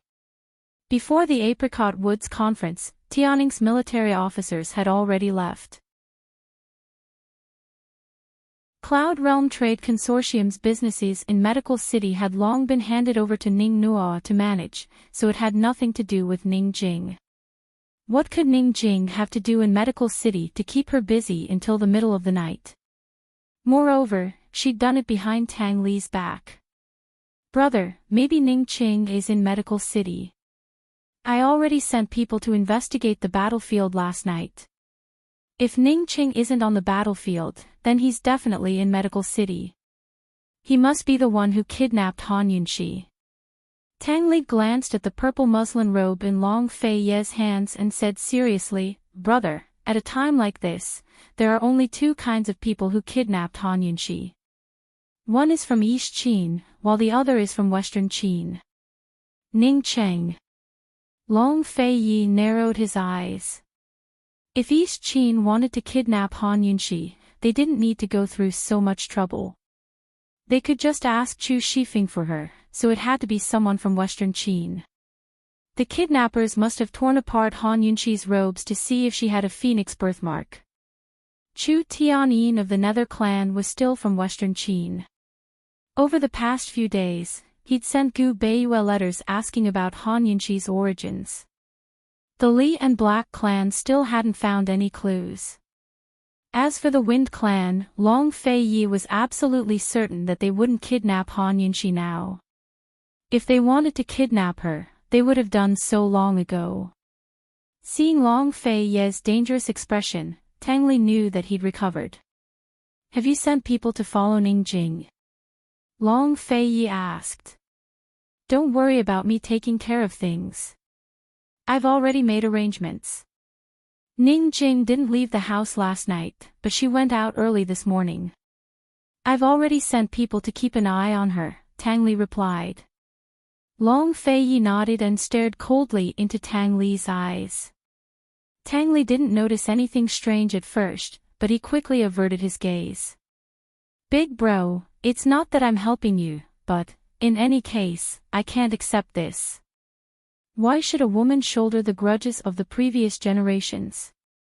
Did she do anything wrong? Long Fei Yi asked. Big bro, aren't you shouldering the grudges of the previous generations? She's the same as you. Neither of you have a choice. You're fated to be enemies in this lifetime. Won't your heart skip a beat if you spend every day with an enemy? Tang Li asked seriously. Long Fei Yi was silent for a long time. In the end, he said indifferently, at the very least, this prince has to ask her personally. Tang Li hesitated for a long time. In the end, he used a stalling tactic. Fine, I promise you. As long as Han Yunxi doesn't hate you or resent you, I'll help you. If she resents you, then don't blame the Tang sect for being merciless. Tang Li added, also, Han Yunxi is an exception. The Tang sect won't show mercy to anyone else, whether they're from the Fiend clan or the D clan. Of course. The killing intent in Long Fei Ye's eyes was even stronger than Tang Li's. The two brothers returned to Medical City to wait for news from their spies. Long Fei Yi wrapped the tattered purple muslin robe around his arm and tied it tightly before pulling down his wide sleeve. Tang Li glanced at it and felt his heart ache for no reason. In fact, he really hoped that Han Yunxi would resent Long Fei Yi. That way, Long Fei Yi would be able to fight a decisive battle with Western Qin. However, his heart ached when he saw this scene. If Han Yunxi really resented Long Fei Yi, how much would Long Fei Ye's heart hurt? In love, whoever loved more would suffer a crushing defeat. Tang Li suddenly realized that his heart was actually more ruthless than Long Fei Ye's. Or perhaps, he didn't love her enough. He just liked her a little. After calming down, Long Fei Yi had a lot of things to do. Since Ning Qing and Ning Jing were suspects, it meant that Ning Qing was still in Medical City. He asked Vice Academy head Shin to send more people to guard the city gates. At the same time, the poison guards and mercenaries sent by Han Yunxi also arrived. Fortunately, these subordinates still obeyed Long Fei Ye's orders. Long Fei Yi made careful arrangements and waited for news from the spy following Ning Jing. At the same time, he replied to the letters from the Tang sect and Bailey Juanfu. These two letters were received before he even arrived at Medical City. They were all letters inquiring about Han Yunxi's background. He only replied with 5 words, rumors can't be trusted. He didn't give any explanation. After he finished dealing with the matters at hand, Tang Li immediately rushed over. Brother, she's in the apricot forest. In the apricot forest. Tang Li was still outside the door, so Long Fei Yi flew out. Tang Li was almost knocked over, so he hurriedly caught up. Brother, Ning Jing circled the city several times and finally snuck into the apricot forest. The apricot forest wouldn't be open to the public unless it was a medical academy event. Ning Jing circled the city to avoid being noticed. Moreover, her purpose in entering the apricot forest was even more obvious. Su Donglin followed, but Long Fei Yi ordered, guard your own territory. Don't come over. Long Fei Yi had to be on guard. This was a trick to lure the tiger away from the mountain. As long as he could determine where Ning Qing was, with his current martial arts skills, let alone one Ning Qing, even 3 Ning Changs wouldn't be able to escape. Under the secret guidance of the spy, Long Fei saw an abandoned courtyard in the distance. In order to avoid suspicion, Tang Li hid in the dark and didn't appear. Your Highness, this subordinate saw Ning Jing enter that courtyard with my own eyes. This subordinate didn't dare to get too close, so I kept watch here. Until now, I haven't seen her come out, nor have I seen anyone enter or leave. The spy reported in a low voice. Very good. As soon as Long Fei's voice fell, his figure flew out, so fast that no one could see him clearly. All of his worries, fears, and longing were unimportant at this moment. He just wanted to see her. However, when Long Fei broke in, he saw Ning Jing sitting alone in the courtyard, crying. You're the Duke of Qin. Ning Jing exclaimed and suddenly stood up. Long Fei sensed that something was wrong, so he ignored her and immediately broke into the house. However, he searched all over the house, but he didn't see the person he was looking for. When he returned to the courtyard, Ning Jing's face was still covered in tears, and she looked confused. Of course, this was all an act. Long Fei didn't linger, but turned to leave. This courtyard was abandoned, but one of the rooms had a bed, a table, and clean chairs. Someone had lived here before, and it wasn't Ning Jing at all. This really was a trick to lure the tiger away from its mountain. As soon as Long Fei left, he hurried to the city gates himself. Fortunately, the 4 gates were all quiet, so no one tried to force their way in. Su Donglin, where's Tang Li? Long Fei asked in a low voice. He's still in Apricot Grove, Su Donglin replied. Tell him to stop pretending. Ning Jing has long suspected the Tang clan, Long Fei said. Ning Jing must have suspected Tang Li, which was why she had Ning Qing leave ahead of time. That was why they'd come empty-handed. At this point, there was no need for Tang Li to pretend anymore. It was fine if they didn't want Cloud Realm Trade Consortium's weapons trade. The Tang clan's assassination weapons were East Qin's greatest help. Before Su Donglin could find Tang Li came over on his own. Big bro, if you guard the East Gate, I'll guard the West Gate. Seal all the secret passageways. I refuse to believe that Ning Qing can grow wings and fly out. Where's Ning Jing? Long Fei asked. I tied her up. She can choose between her life and the weapons trade. Tang Li spoke confidently. Big bro, even if she chooses the weapons trade, I can find all the accounts and sources of the goods. In any case, we'll definitely complete the mission. If this was any other time, Long Fei would have told Tang Li to leave without a word, but he didn't this time. He looked at Tang Li strangely. Tang Li avoided his gaze and laughed out loud. This clan head has been waiting for this day for a long time. Big bro, if we still can't find Ning Qing, we'll hang that woman under the city gates tomorrow and expose her to the sun for 3 days and 3 nights. I refuse to believe that Ning Qing won't come out.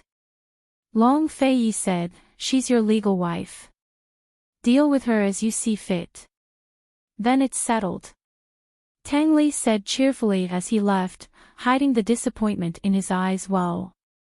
Long Fei was still keeping watch and searching, but Ning Qing had long left Medical City with Han Yunxi. They'd left last night without alerting anyone. How did they leave Medical City?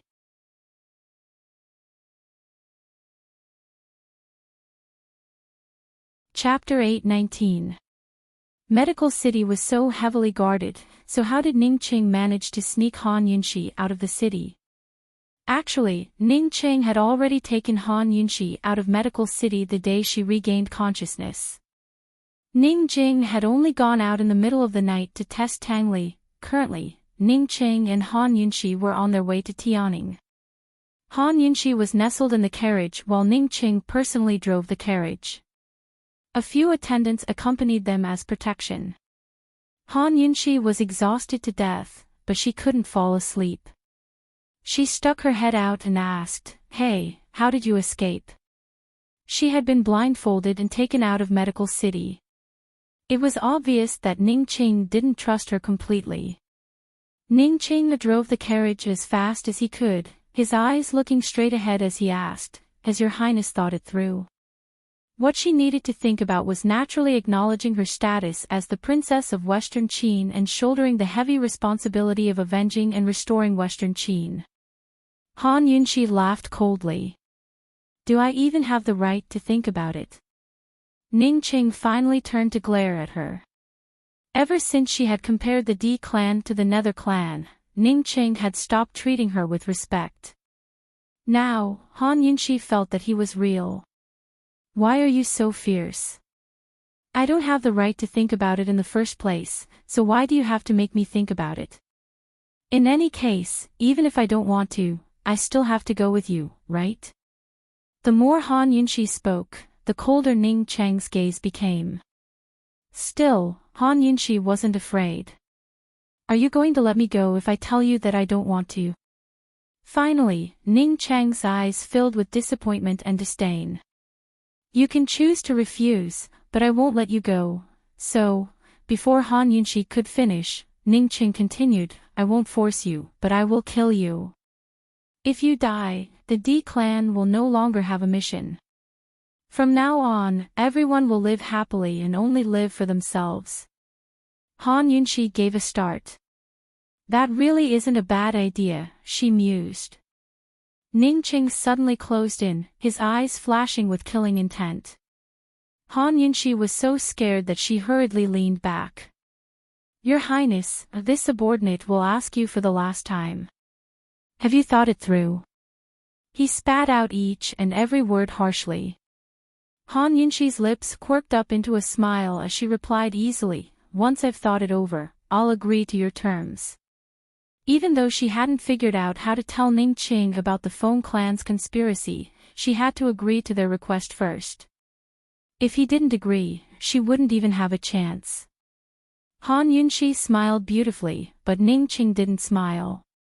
Instead, he became even more serious.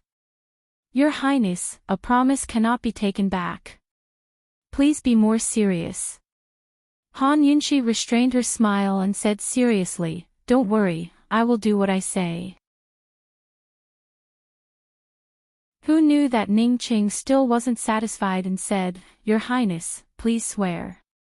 "Okay, I swear that if I, Han Yunxi..." Han Yunxi was still pondering on what to swear when Ning Qing said coldly, "If your Highness breaks today's promise, Long Fei Yi will die a horrible death." In that instant, a trace of coldness flashed across Han Yunxi's eyes. However, she concealed it so well that even though they were really close, Ning Qing didn't detect it. Han Yunxi laughed. "Ning Qing, do you think that I'm rejecting you because I like Long Fei Yi? Is there any other reason?" Ning Qing asked in return. Although this reason was very chilling, he still faced it directly. He couldn't think of any other reason that would make Han Yunxi so hesitant to take revenge and restore her country. Even if she didn't know about her background in the past, when the blood of the Western Qin royal family flowed in her body, when she found out about everything, how could she not hate? One's home country was one's only home. How could a person not love their own family and their home country? How could she be indifferent to the hatred of her country? Ning Qing didn't know that Han Yunxi came from the future. Her soul had nothing to do with the Western Qin royal family. Therefore, he didn't understand. Therefore, he could only attribute everything to love. Other than love, how could he vent his hatred? Han Yunxi slowly pushed Ning Qing away. "Ning Qing, my choice has nothing to do with Long Fei Yi or who I love. I want to live for myself, so I'm hesitating." Ning Qing felt as if his heart had been bitten by something.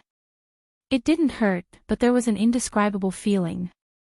Han Yunxi asked again, "Ning Qing, if you had a choice, Would you live for yourself and be yourself instead of being a servant of Western Qin?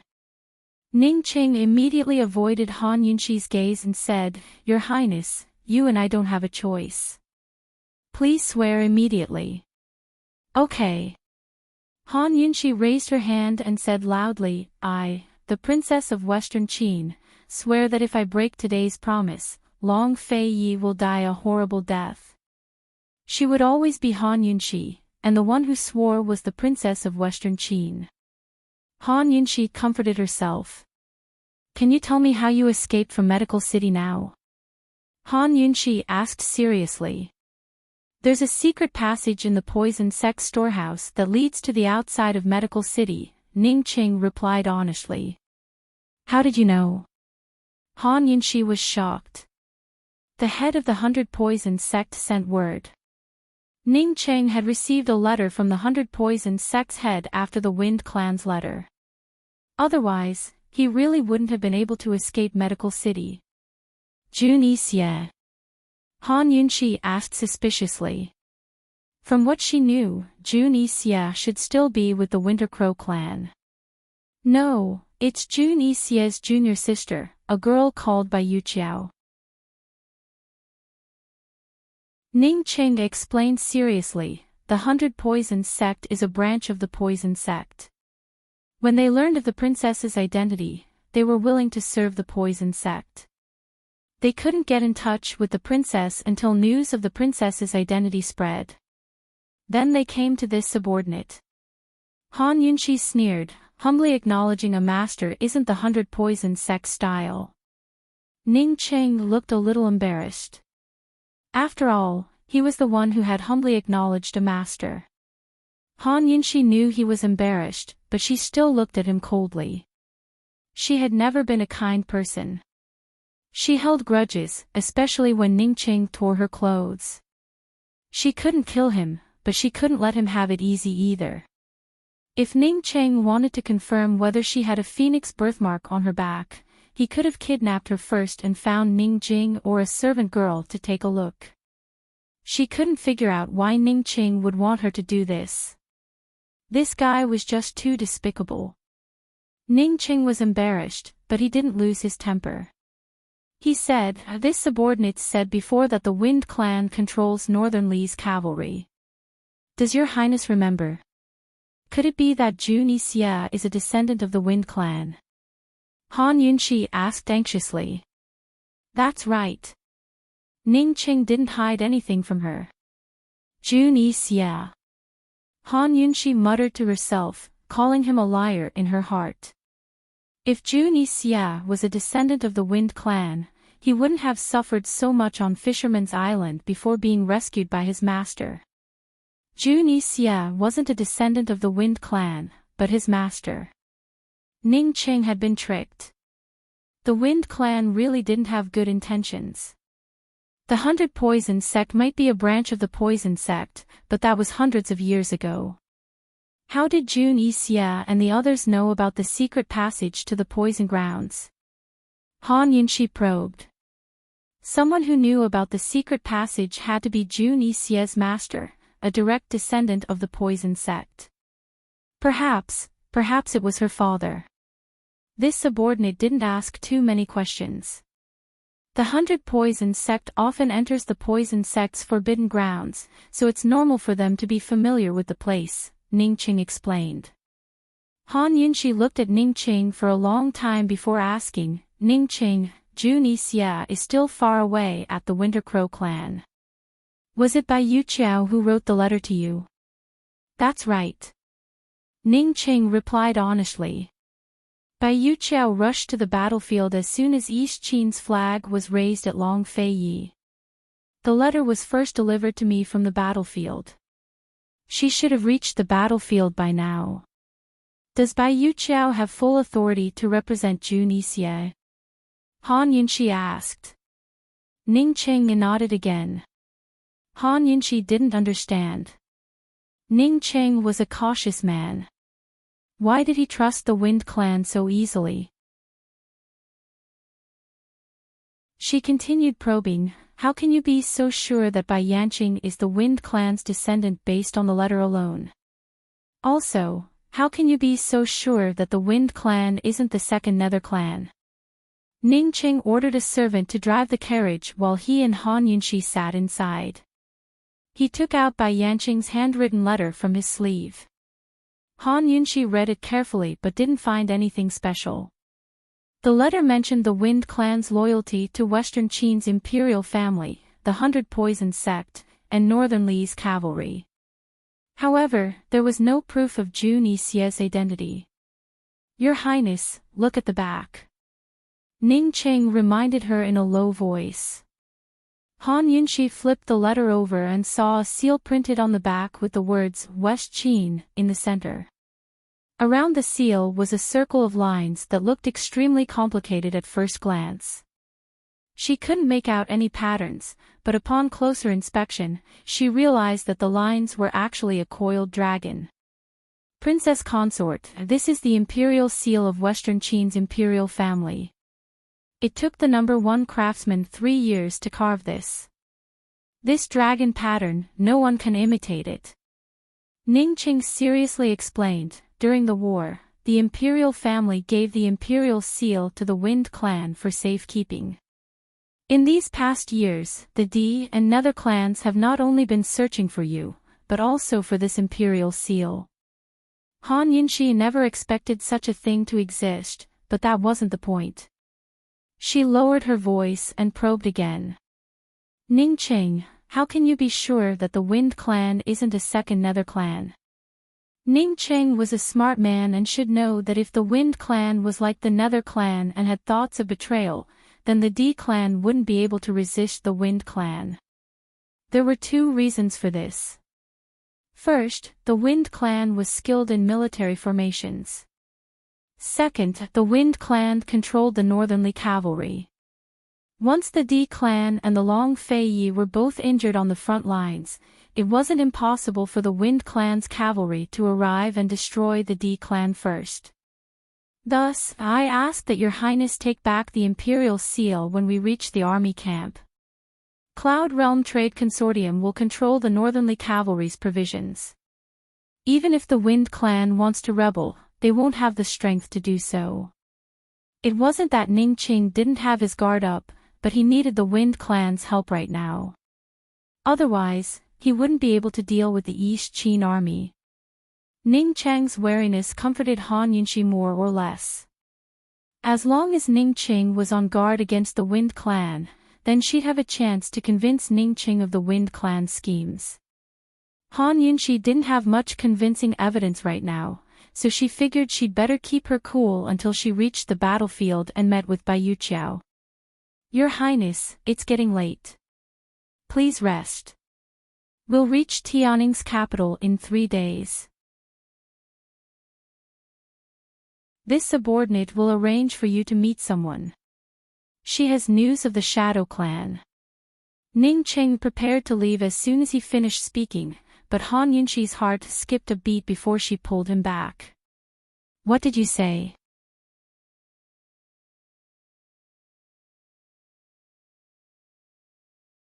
Chapter 820. Han Yunxi's abnormal behavior made Ning Qing very suspicious. He wasn't in a hurry to explain. Instead, he lowered his head and stared at her hand. Her hand was tightly gripping his sleeve. Han Yunxi's heart was about to jump out of her chest. How could she have the leisure to care about Ning Cheng's strange gaze? She anxiously asked, "What did you just say? Who has the whereabouts of the Shadow Clan? Where are they?" Ning Qing still didn't say anything. He just stared at her hand. Han Yunxi immediately let go. Hurry up and say it. She was the princess, her master. After she made the oath, he regained his respect. But at this moment, he seemed to have forgotten his identity. He allowed her to be anxious and leisurely sat back down. Princess, why are you so nervous about the whereabouts of the Shadow Clan? What, have you found your conscience?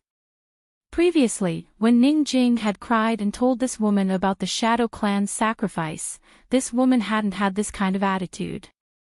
Han Yunxi finally realized that she had lost her composure and misunderstood.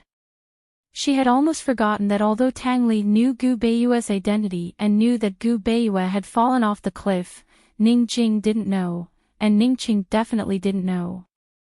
Ning Qing had just said that he had information about the Shadow Clan. It wasn't about Gu Beiyue's whereabouts, but about who the Shadow Clan's descendants were. Aside from the Long Fei Ye's people, who else knew about Gu Beiyue's past? Han Yunxi quickly thought of Chu Tianyin. Could it be that the Nether Clan's Chu family was going to switch sides to the Long Fei Yi so soon? Han Yunxi exhaled and pretended to be unhappy. I've mocked enough. Shouldn't you tell me what's going on? Who knows the whereabouts of the Shadow Clan? Where are the Shadow Clan's descendants? Your Highness, the Di and Ning clans are of the same mind. You can't be biased. Ning Qing said jokingly. Although Han Yunxi was anxious to know the answer, she didn't buy Ning Chang's argument. She went straight to the point and coldly snorted, Ning Qing, the Shadow Clan won't offend you like this.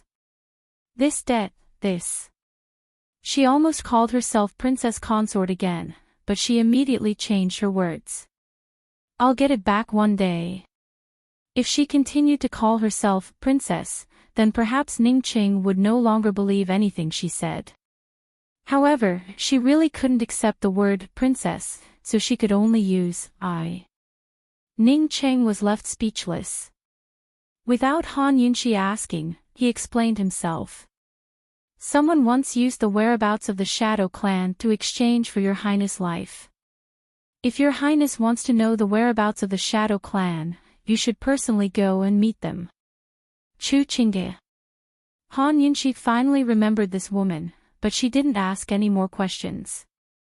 She knew that Ning Qing wasn't taking her to Tianning's capital city to find out the whereabouts of the Shadow Clan. He was probably planning to start a coup in the capital city and hang out Western Qin's military banners. When that happened, the Long Fei Yi would know her whereabouts. What would he think of her then? How was she supposed to ask that question? How was she supposed to get an answer from the Long Fei Yi? Han Yunxi was melancholy. She didn't have time, nor did she have a path to take. She could only take it one step at a time. Actually, not long ago, Ning Qing had received news that the Long Fei Yi refused to acknowledge Han Yunxi's status as Western Qin's princess. Moreover, he'd issued a high-profile order to investigate the source of the rumors. At the same time, Bai Yanqing had received the news as well. His thoughts were the same as Ning Chang's. Lass, this is the calamity of beauties, understand? Bai Yanqing grinned. Bai Yuqiao shook his head. Master, the Duke of Qin is only doing this to placate the soldiers' morale. How could he have feelings for a Western Qin princess? How about we make a bet? Bai Yanqing was in a very good mood. All right. Bai Yuqiao agreed. I'll bet that the Duke of Qin has no feelings for Han Yunxi. Just wait. The lustbite energy will prove your master right. Bai Yanqing said. Master, what's the lustbite energy? Bai Yuqiao didn't understand. This was the first time Bai Yanqing had mentioned the lustbite energy to Bai Yuqiao. He explained it very clearly, leaving Bai Yuqiao stunned. Only now did he realize how scheming his master was and how much he'd hidden from his senior brother. Master, your disciple still doesn't understand. How can old enemies fall in love with each other? If it were you, Master, would you fall in love with your enemy? Bai Yuqiao asked seriously. Bai Yanqing's originally spirited eyes suddenly dimmed. He didn't answer Bai Yuqiao's question for a long time. Bai Yuqiao was afraid of making him unhappy, so he quickly changed the topic. Master, if we lie to Ning Qing like this, will he believe us? Ning Qing isn't someone who's easy to deal with. He will, at least for the next few months. Bai Yanqing was very sure. He'd already told Bai Yuqiao that when they met Ning Cheng and Han Yunxi, he'd pretend to be Jun Yixie's servant. Jun Yixie would teach him the Wind Clan's army formation techniques. Jun Yixie would cooperate with Ning Cheng as a member of the Wind Clan. His identity as a member of the Black Clan wouldn't be revealed for the time being. Master, why do you have to hide senior brother's identity? Bai Yuqiao probed. According to her understanding, although the Black Clan was loyal to the East Qin Imperial Clan, after the West Qin Imperial Clan was annihilated, the Black Clan betrayed the East Qin Imperial Clan and joined forces with the D Clan and Feng Clan to destroy the East Qin Imperial Clan. This is for your senior brother's own good. You don't understand, but he will.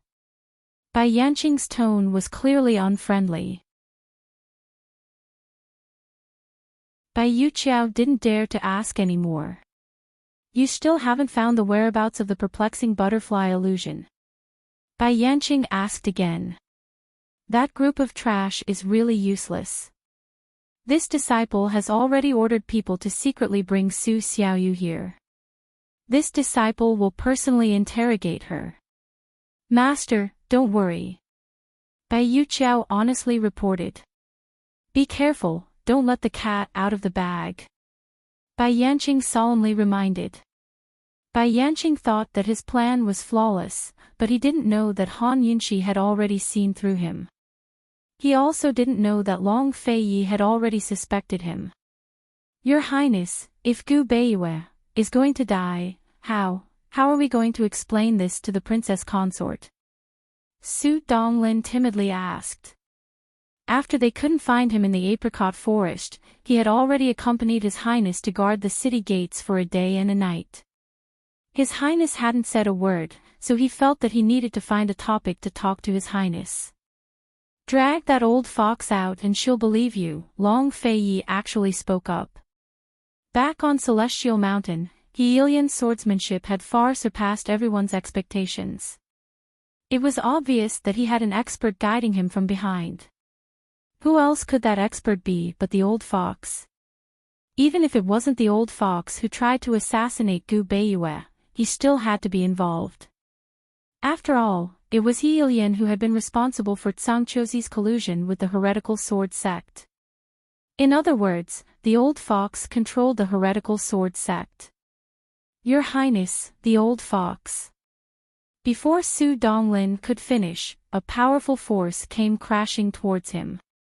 Fortunately, Long Feiyi pushed Su Donglin aside, or else he would have tumbled off the city gates. Long Fei grabbed a seed out of thin air. This was the source of the powerful force he'd felt just then. It was the seed of a thorny vine. Long Feiyi, this old man and you can't exist under the same sky. At some point, Gu had appeared on the other side of the city gates. His luxurious red robes billowed in the wind as he pointed his sword at Long Feiyi. His beautiful face was filled with rage. As soon as he emerged from the abyss, Luo Zuishan had told him everything that had happened over the past few days. Han Yunxi was actually a descendant of Western Qin's imperial clan. And she'd gone missing. Luo Zuishan hadn't even finished speaking before Gu Beiyue rushed over to attack Long Feiyi. No matter how stupid Gu was, he'd still remember Mute Granny. Long Feiyi, you killed Mute Granny to hide Han Yunxi's identity. You're despicable. Gu cursed. I didn't kill her. Long Feiyi said. The people you kidnapped died in your territory. If they didn't die because of you, how did they die? Long Feiyi, do you take this old man for a fool? Gu was furious. He could tolerate Long Feiyi lying to Han Yunxi, but he couldn't tolerate Long Feiyi using Han Yunxi like this. Long Feiyi had long known that Han Yunxi was a Western Qin princess. Therefore, all his love for Han Yunxi was to use her. If someone hadn't exposed the truth, Long Feiyi would have used Han Yunxi to suppress Western Qin's power. Gu's words silenced Long Feiyi. Although he hadn't killed Mute Granny with his own hands, she died because of him. Mute Granny was a smart person and understood what he meant. Han Yunxi's secret could only be kept secret with Mute Granny's grave. Did you kill Gu Beiyue?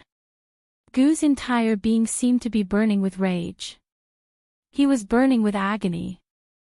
He liked Poison Lass so much, but he'd never really fought with Long Fei Yi over her. That was because he knew how much Poison Lass liked Long Fei Yi. Where was Poison Lass now? Would that stubborn, carefree girl cry? How sad would she be? If I said no, would you believe me? Long Fei Yi asked. I don't. Gu Qishao replied without hesitation. Long Fei Yi had never been one to explain himself, much less explain himself. He tossed aside the seeds in his hands and said coldly, I just received news that Han Yunxi was taken to Tianning's capital city by Ningqing. At that, Gu Qishao sheathed his sword and turned to leave. He was so anxious that even his anger had been replaced by anxiety. Master, you lied to him. Su Donglin muttered to himself. Long Fei Ye's eyes were hooded as he sat on the city gates. It had already been a day and night. All of Medical City's 4 gates and secret passages were tightly guarded, while 3 groups of men were searching the city. Although there was no evidence to prove that Ningqing had escaped, he still had to be wary. Still, he had to be on guard against Ningqing's escape. If he did, he'd definitely take Han Yunxi to Tianning's capital city first. Last night, he'd sent a request to Tianshan Kenzo for help and a few experts from the Abstinence Courtyard to guard the capital city.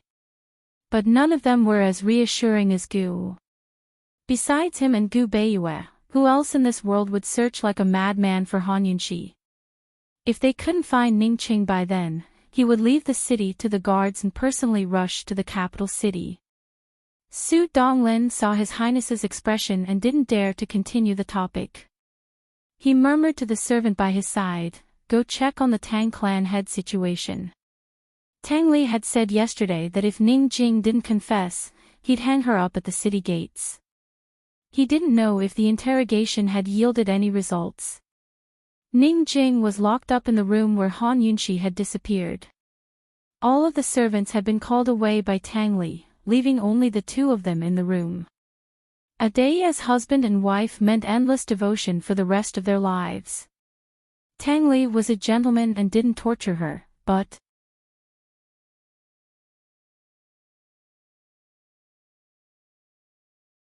Chapter 821. Although Tang Li hadn't tortured her, his actions were even more frightening. At the very least, in Ningqing's eyes, this move of his was extremely frightening. Tang Li was tickling her. After being married to Ningqing for so long, Tang Li didn't even know how many times he'd eaten Ningqing clean. He knew this woman's weak spot all too well. Ningqing was very ticklish, and very ticklish at that. As a matter of fact, Tang Li hadn't even made a move. All he did was raise his hands in warning, but she was already backing away step by step with an ashen face. Ningqing had a metal chain wrapped around her waist, the other end of which hung from the ceiling. Her hands were tied behind her back, and only her feet could move. Moreover, there was a limit to how much she could move. She backed away step by step, wanting to hide, but she couldn't because of the chains. Seeing that she couldn't retreat any further, Tang Li chuckled. Jing Jing, have you thought it through? Are you going to speak or not? Of course Ningqing knew where Ningqing had escaped from, as well as the route Ningqing had taken to escape to Tianning's imperial city. However, when she'd purposely set a trap to lure Tang Li to the apricot woods, she'd steeled her heart. No matter what punishment she had to endure, she wouldn't betray Ningqing. Although she'd once wanted to live for herself, she knew that she wouldn't and couldn't betray Ningqing. Once she did, it would mean that she'd let down the countless D clan members who'd sacrificed themselves for the sake of Western Qin's revival. At a time like this, loyalty to Western Qin was no longer important. At the very least, she'd never betray her own clan. Cold, Ning Jing stared at Tang Li.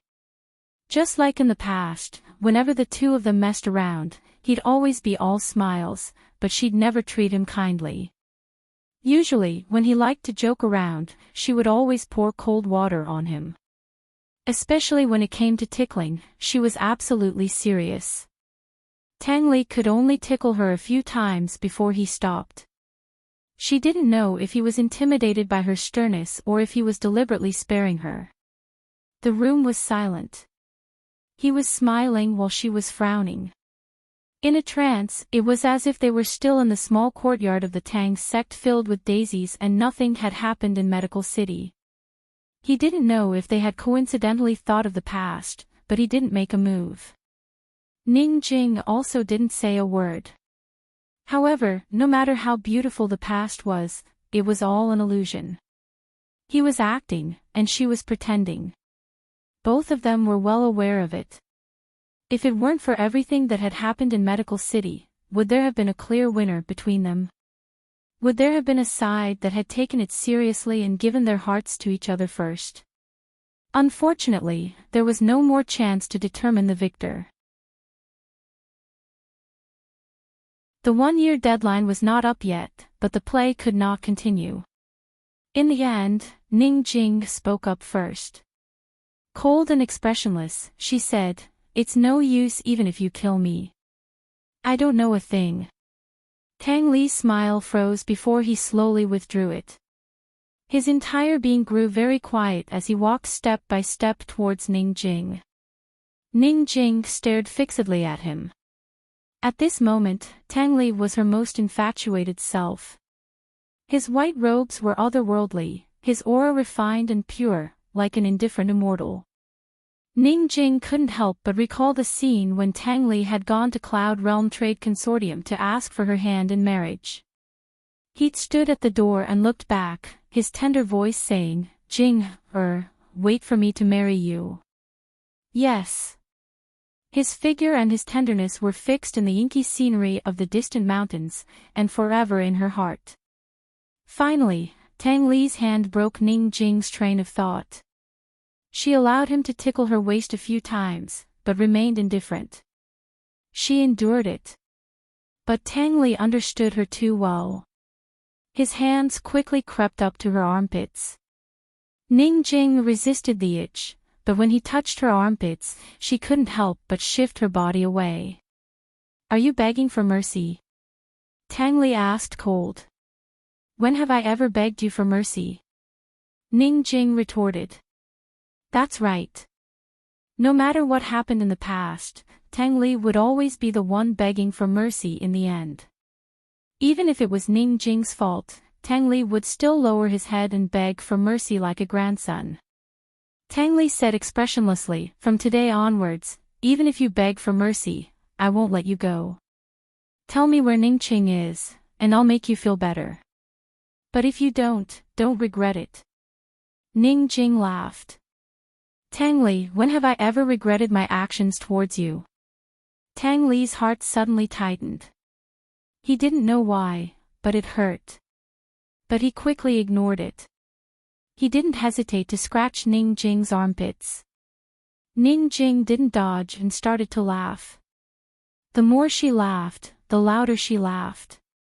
In the end, she laughed until her eyes were wet. Tang Li's face remained solemn and cold. The two of them were like this, acting out of character. He was serious, she was laughing, and they continued fooling around. In the past, it was harder for him to make a beauty smile than to pluck the stars and fish for the moon.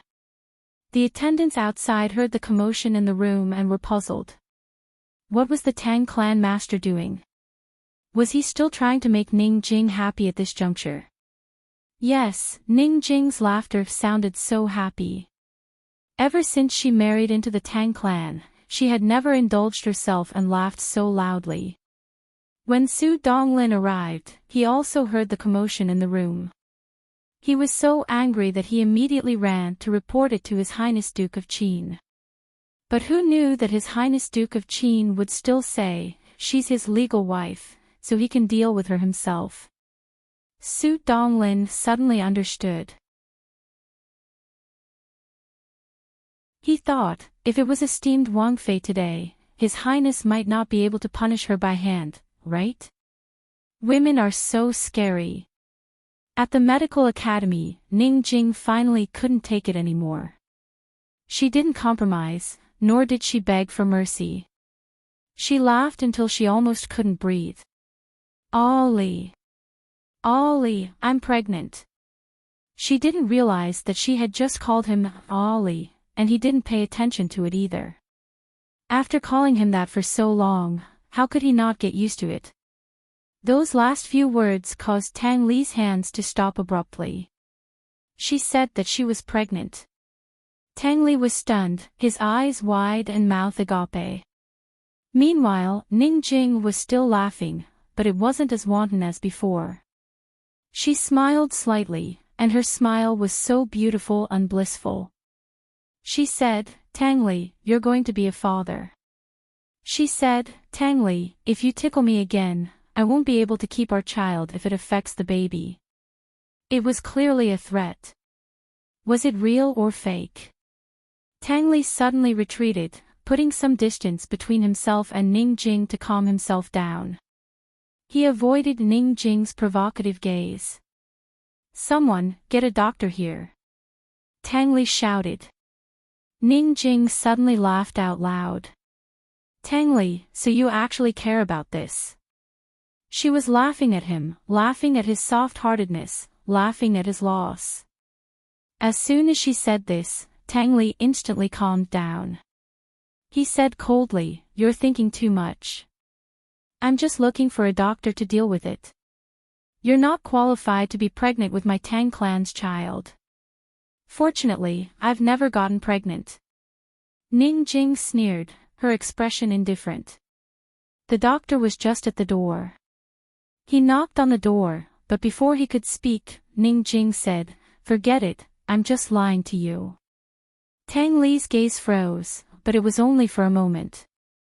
When he heard the doctor's voice, he was unusually angry. Get lost. Ning Jing secretly heaved a sigh of relief, but Tang Li missed it.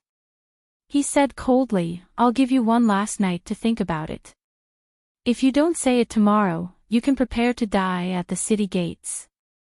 After he finished speaking, he strode off. Ning Jing lowered her eyes and lowered her head, her entire being growing quiet. She was like a wilted flower whose branches drooped down, never to bloom again.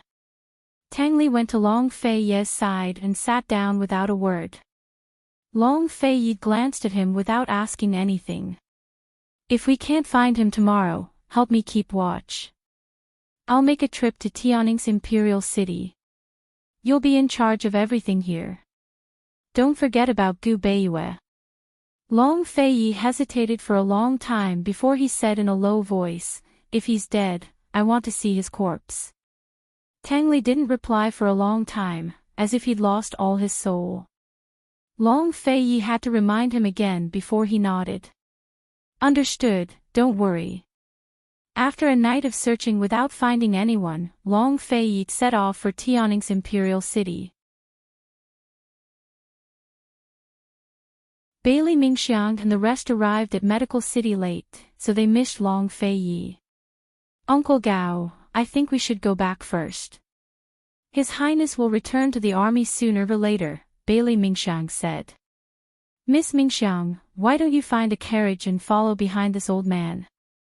It's been too tiring for a girl like you to travel all the way. Uncle Gao's heart ached for Bailey Mingxiang. Whether or not His Highness Duke of Qin was here, Bailey Mingxiang could only sit outside the carriage.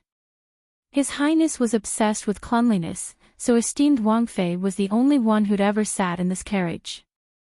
Uncle Gao didn't dare to let Bailey Mingxiang sit in it, and Bailey Mingxiang didn't dare to break the rules either. No need, I'm used to it, Bailey Mingxiang lowered her voice and teased. Ever since I started practicing martial arts, my body hasn't been as delicate as before. But, alright, Uncle Gao, let's hurry back. Bailey Mingxiang knew her father's temper well. She didn't know if she could help, but she had to hurry back as soon as possible. The two of them bid farewell to Tang Li and went back the same way they'd come. When they reached a place where no one was around, Uncle Gao avoided the shadow guard and asked in a low voice, "Miss Mingxiang, you've served esteemed Wang Fei before. Tell me honestly, does esteemed Wang Fei really have a phoenix birthmark on her back?" "No." Bailey Mingxiang didn't hesitate and blurted out, "Uncle Gao, His Highness is already investigating the person who started the rumor. How can you still be suspicious? Besides, who can prove that someone with a phoenix birthmark is a descendant of the Western Qin imperial family?" Uncle Gao nodded thoughtfully. Bailey Mingxiang was afraid that he wouldn't believe her, so she said, "The person who started the rumor must be trying to sow discord. Uncle Gao, you're familiar with the Tang sect.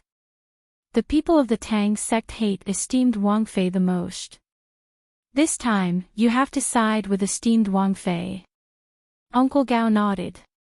"Of course." Bailey Mingxiang finally let out a sigh of relief. She'd seen the phoenix birthmark before, so she knew what the truth was. His Highness wanted to protect esteemed Wang Fei.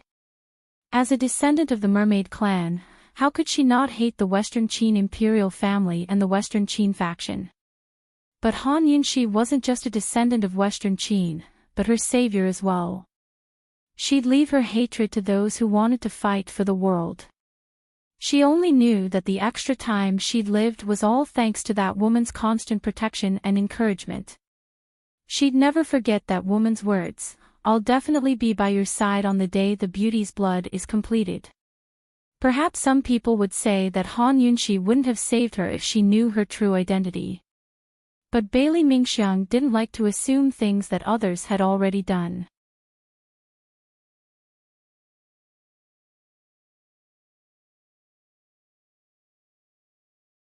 Chapter 822. Actually, Han Yunxi had long guessed that Chu Qingge was the one who wanted her life in exchange for the whereabouts of the Shadow Clan.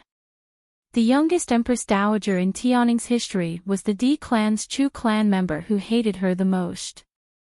Chu Qingge treated her hatred for Han Yunxi as the most important thing in her life. If she knew that Han Yunxi didn't care about her at all, would she fall apart? Actually, she was falling apart right now, because she'd finally found out the truth. She couldn't compare to Han Yunxi in any way except for her birth status, which was better than Han Yunxi's. Her bloodline was nobler than Han Yunxi's. But who knew that Han Yunxi actually had a bloodline she could never surpass, ignore, or look down upon? The bloodline of Western Qin's imperial clan. Han Yunxi wasn't the Han clan's daughter of the first wife, but the world's noblest princess, Western Qin's princess. Leaving aside her grudges against the founding of the country, she had to admit that only Han Yunxi was worthy of Long Fei, the East Qin crown prince, in terms of bloodline and status. Chu Qingge felt like she'd been utterly defeated. She'd always used her birth status to comfort herself and lie to herself, but now she didn't even have the right to lie to herself.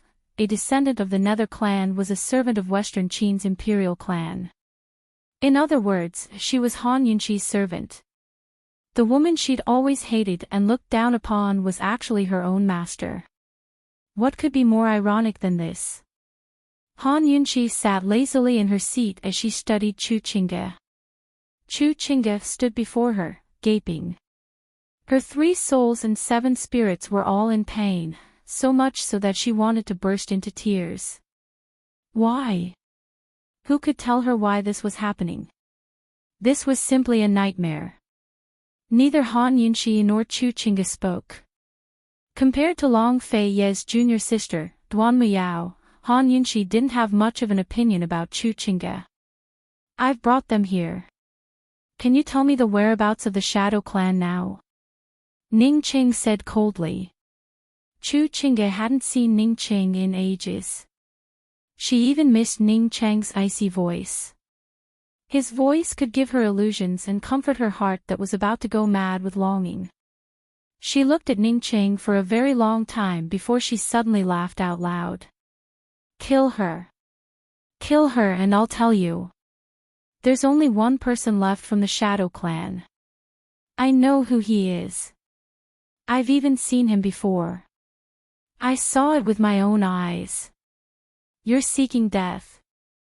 Ning Cheng's killing intent flared as he grabbed Chu Chinga by the throat. Don't be so shameless. Chu Chinga was still laughing. She cast a sidelong glance at Han Yunxi, then stared at Han Yunxi for a long time. Finally, she chuckled and asked, Han Yunxi, do you think you'll be proud of your status? Han Yunxi gestured for Ning Ching to let go. She had long known of the Shadow Clan's whereabouts, but she hadn't come to see Chu Chinga to humiliate her. She only wanted to get some information out of Chu Chinga's mouth. After all she knew was that Gu Beiyue was a member of the Shadow Clan. As for what Gu Beiyue had done in the past, she wanted to know. Perhaps Chu Chinga would know something she didn't. Faced with Ning Ching, Han Yunxi could only speak against her conscience for now. Otherwise, she might end up as Ning Chang's puppet and lose her right to speak. If she allowed Ning Ching to sense her acknowledgement of her status, then Ning Chang's loyalty would at least make him treat her with courtesy and respect. She replied, of course. My Western Qin imperial bloodline is the noblest. Pa! Chu Chinga actually spat at her. Fortunately, Han Yunxi dodged in time, giving her quite a fright. Her impression of Chu Chinga was that she was a cold beauty with a good upbringing. Now she was no different from a madwoman. Impudence! Ning Ching angrily grabbed Chu Chinga and pulled her aside, away from Han Yunxi. Chu Chinga lost her footing and fell to the ground. She sat there paralyzed before laughing like a madwoman. Han Yunxi, I'm telling you, I hate my birth. I'd rather be the daughter of a commoner. Do you know why? At the sight of Chu Chinga's mental breakdown, Han Yunxi suddenly felt a twinge of heartache for the woman. Although Chu Chinga had fallen into her trap and won Emperor Tianhui's favor for the marriage alliance, it was still because she was a descendant of the Nether clan. Hadn't Chu Chinga been forced to marry Emperor Tianhui by her father and older brothers? Otherwise, the Chu clan would have found a way to resolve Chu Chinga's predicament with their past power in Western Zhou. Han Yunxi suddenly recalled Ning Jing's tear-streaked face. Han Yunxi, do you know that my big sister Ning Jing abandoned her childhood sweetheart and married into the palace at the age of 15? She allowed that old Emperor Tianhui to defile her. Both the Eastern and Western Qin factions had their fair share of grievances. Both of them had the right to resent and hate. But when would such retribution ever end? How many of these innocent women were going to be sacrificed and suffer uncontrollably? Han Yunxi dearly wished that the enmity between the Eastern and Western Qin factions could be resolved, but she knew it was impossible. It wasn't just hatred, but the hegemony of Cloud Realm continent as well. Even people with no old grudges would fight until their heads bled, to say nothing of the Eastern and Western Qin factions. Who would be willing to give up the world on a silver platter? If you were the daughter of a commoner, then you wouldn't have needed to marry Tianhui. Han Yunxi finally said something serious to Chu Chinga. It was her heartfelt words. But Chu Chinga only laughed maniacally. Han Yunxi, I knew it. I knew you wouldn't understand. How could someone like you understand? Had she guessed wrong? Han Yunxi really didn't understand. Then why? Because I love him. I love him very, very much. I didn't want to be his enemy the moment I was born. Chu Chinga practically roared the words. Han Yunxi, I'm telling you. I love Long Fei Yi. Even if I'm a descendant of the Nether clan, I still don't hate Long Fei Yi. Because I love him. Han Yunshi, I love him even more than you, ha ha ha. Chu Chinga had really lost her mind. She couldn't stop laughing. She'd finally found a place where she could beat Han Yunshi. She loved Long Fei Yi more than Han Yunshi did. Han Yunshi was proud of her identity as the princess of Western Qin. She was proud of her status as Long Fei Yi's enemy. She must hate Long Fei Yi to the core after finding out about her past, right? Ha ha ha, Han Yunshi, you've lost. You've lost. You don't even have the right to love him, ha ha ha. Chu Chinga was still laughing, but her face was now covered in tears. Han Yunshi, I dare to love him. I dare to say it out loud. Do you dare? You don't, you won't, ha ha ha. Han Yunshi's heart was no longer filled with pity. She stared expressionlessly at Chu Chinga without a word. Ning Qing grew angrier the more he heard. He suddenly raised his sword and interrupted Chu Chinga's madness. Enough. Who's the descendant of the Shadow Clan? If you won't tell me, I'll kill you. Han Yunshi wanted to stop him, but it was too late. Ning Qing hadn't moved his sword, but Chu Chinga herself had thrown herself at Ning Cheng's sword. Ning Qing gave a start. He was very surprised.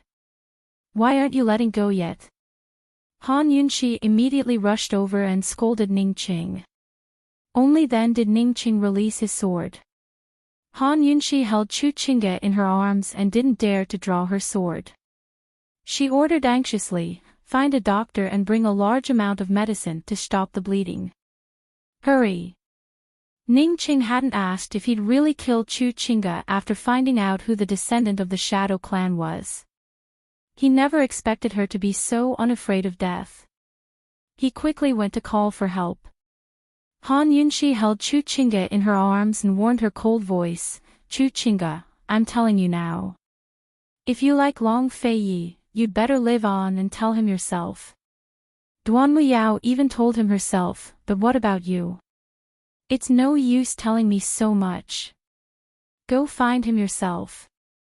Han Yunshi suddenly thought of a saying, in true love, there are no love rivals.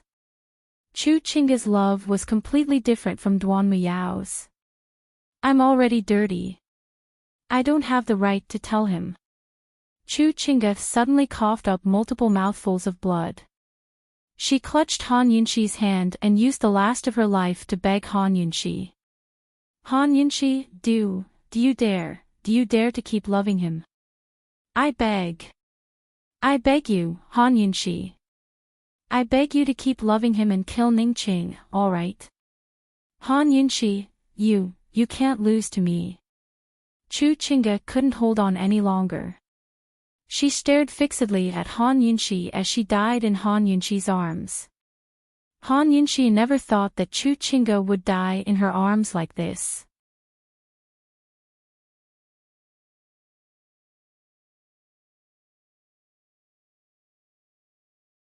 Chapter 823. After Han Yunshi told Ning Qing about Jun Yixie's improper behavior towards her, Ning Qing sat there by himself for a long time without saying a word. Stop when appropriate was a very profound skill. If used well, it would yield twice the results with half the effort. If not, it would all crumble. Han Yunshi stopped there and let Ning Qing remain silent.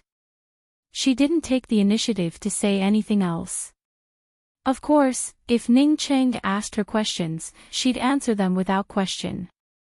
In the end, Ning Qing said seriously, Jun Yixie didn't tell me such a big thing. Why?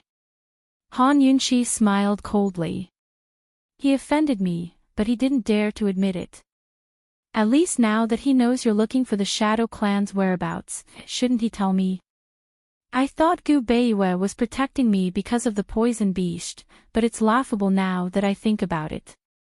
Why would a descendant of the Shadow Clan need a poison beast? He's not like Jun Yixie's poison skills, nor can he fight the poison beast. Ning Qing nodded, then suddenly asked, is there anything else? Han Yunshi almost didn't know how to react. What? Princess is suspecting June Xia, isn't she? Besides that, is there anything else that's aroused Princess's suspicions? Ning Cheng asked seriously. Han Yunxi was surprised. Only now did she realize that Ning Cheng was much smarter than she'd imagined. But it made sense. Ning Cheng was the boss behind Cloud Realm Trade Consortium, the master of the Ning clan troops, and Tianning's Prince Regent. He could do business, lead troops, and scheme in politics. He was simply a genius who crossed over from another world. If he wasn't smart, how could he be where he was today? She recalled how he'd tricked the Nether clan's Chu clan and even tricked Long Fei Yi to seize control of Tianning. Long Fei Yi was a very vengeful man back then. Han Yunxi thought that it must be Ning Cheng's docile and respectful attitude that made her forget that he was actually a fierce wolf. Han Yunxi originally wanted to hide the matter of the black-clothed assassin and let Ning Cheng investigate it himself. At this moment, she changed her mind. When faced with such a smart person, rather than beating around the bush, it was better to be straightforward with him.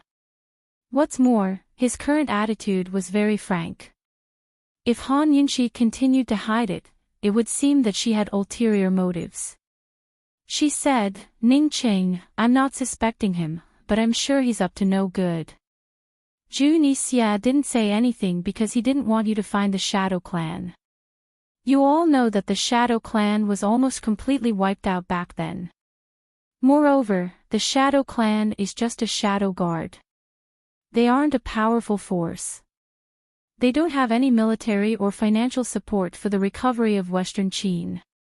What is June Xia afraid of about Gu Beiyue? Seeing that Ning Cheng was seriously pondering, Han Yunxi continued, Ning Cheng, the Shadow Clan's existence is only related to my personal safety. He doesn't want you to find the Shadow Clan, so he definitely doesn't want me, Han Yunxi, to live well. He dares. Ning Cheng said coldly. Han Yunxi went along with his intentions and said, of course, there's another possibility, which is that June Xia has something on Gu Beiyue, but he doesn't dare to say it. Although Ning Cheng nodded, he didn't completely believe Han Yunxi's words. After all, Han Yunxi didn't give him a clear conclusion, but provided two doubts. As for the truth, he still had to find Gu Beiyue to know. Between the Shadow Clan and the Wind Clan, Ning Cheng had absolute trust in the Shadow Clan. Princess, where in Medical City is Gu Beiyue in seclusion? Ning Cheng asked seriously. Han Yunxi smiled bitterly and stared at him silently. Princess. Ning Cheng was a little uneasy. On the night that Long Fei Yi raised his troops, Gu Beiyue was attacked by an assassin and fell into the deepest abyss of the poison sect's forbidden grounds. They went down to search for him for a long time, but couldn't find him, Han Yunxi said mildly.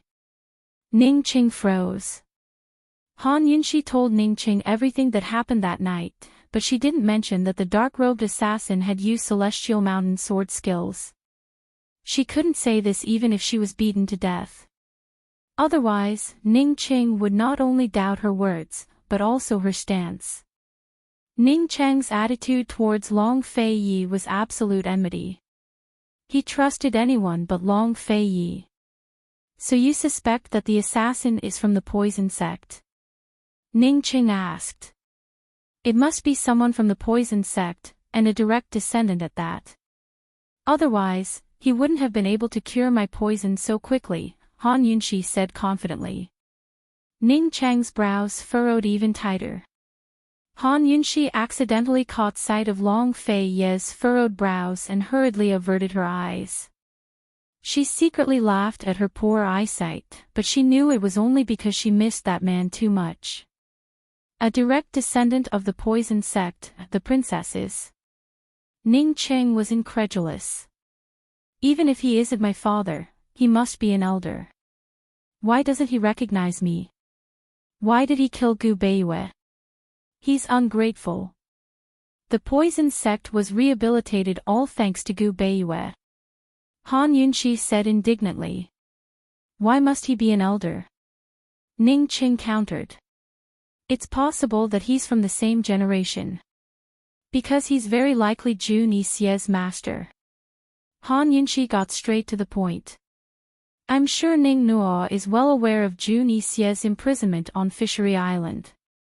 Han Yunshi told him everything about Fishery Island's poison fog and the Lost Path poison duel.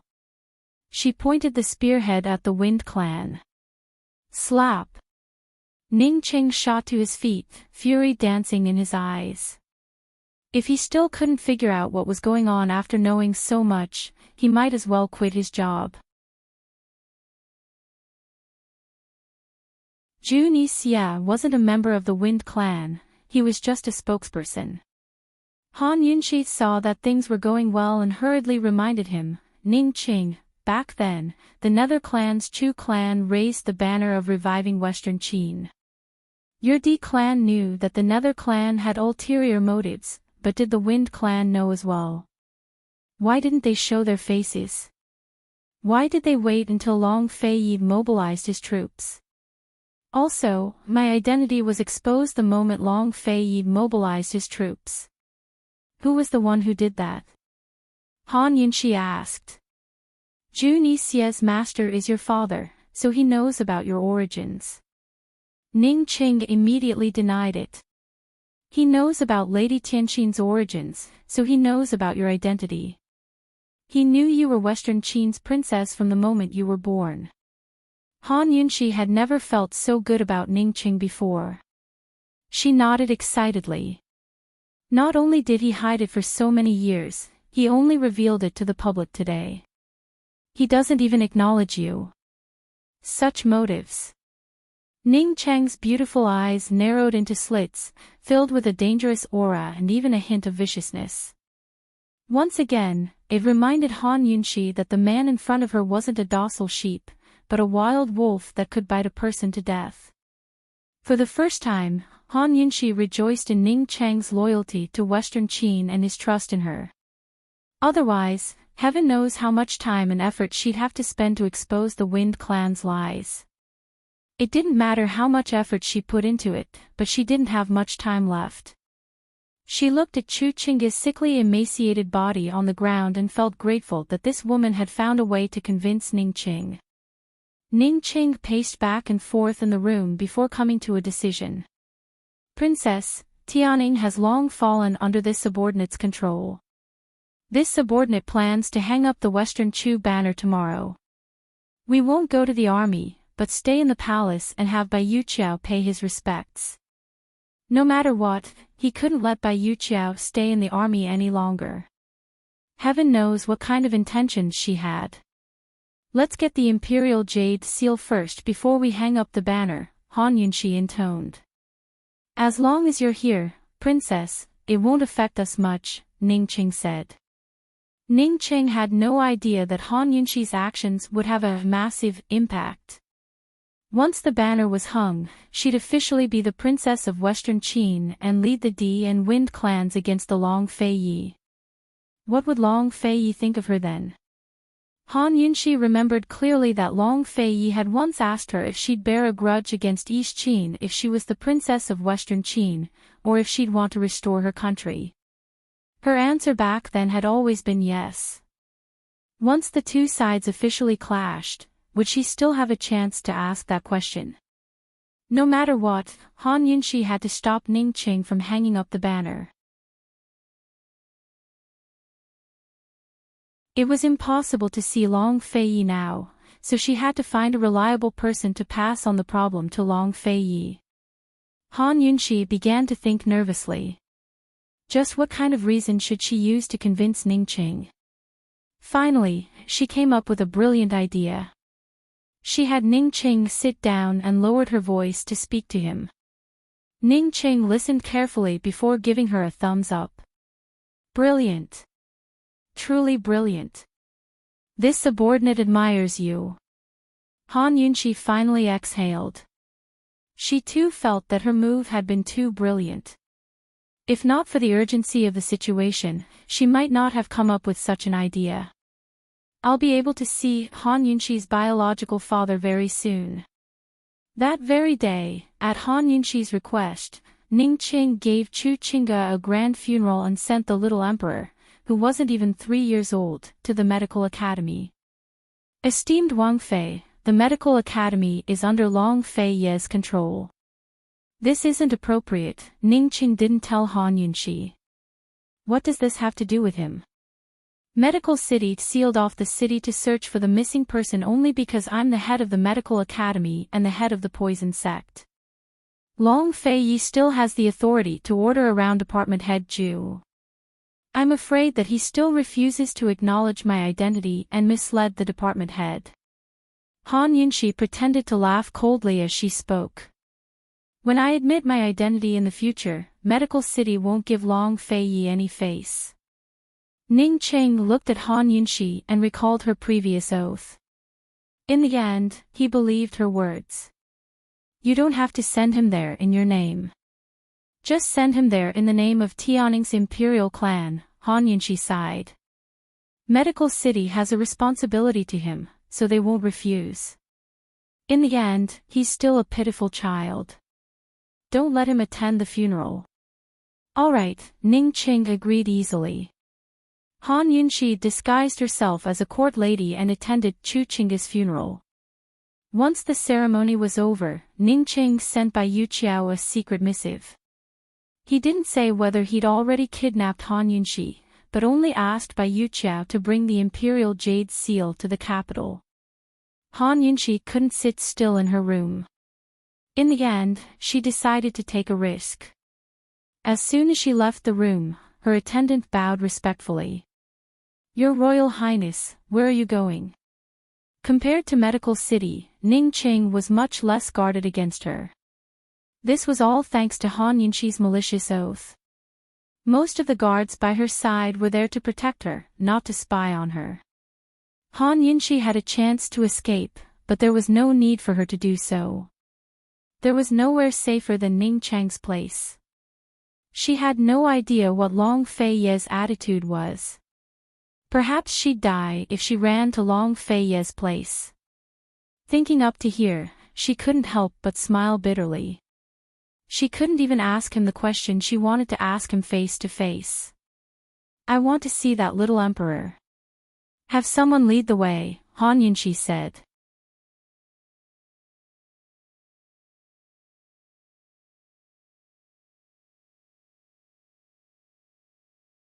Chapter 824. Han Yunxi's arrival at Ning En's palace surprised Ning En. She was about to pay her respects when she was stopped. Ning En was much younger than Han Yunxi expected. Although she was Ning Cheng's older sister, she was only a year or two older than him. Han Yunxi couldn't see the calmness of a woman who chanted Buddhist scriptures all year round. Instead, she seemed capable and sharp. Han Yunxi couldn't help but think of Ning Jing, who'd cried her eyes out in front of her. She didn't know how she and Tang Li were doing.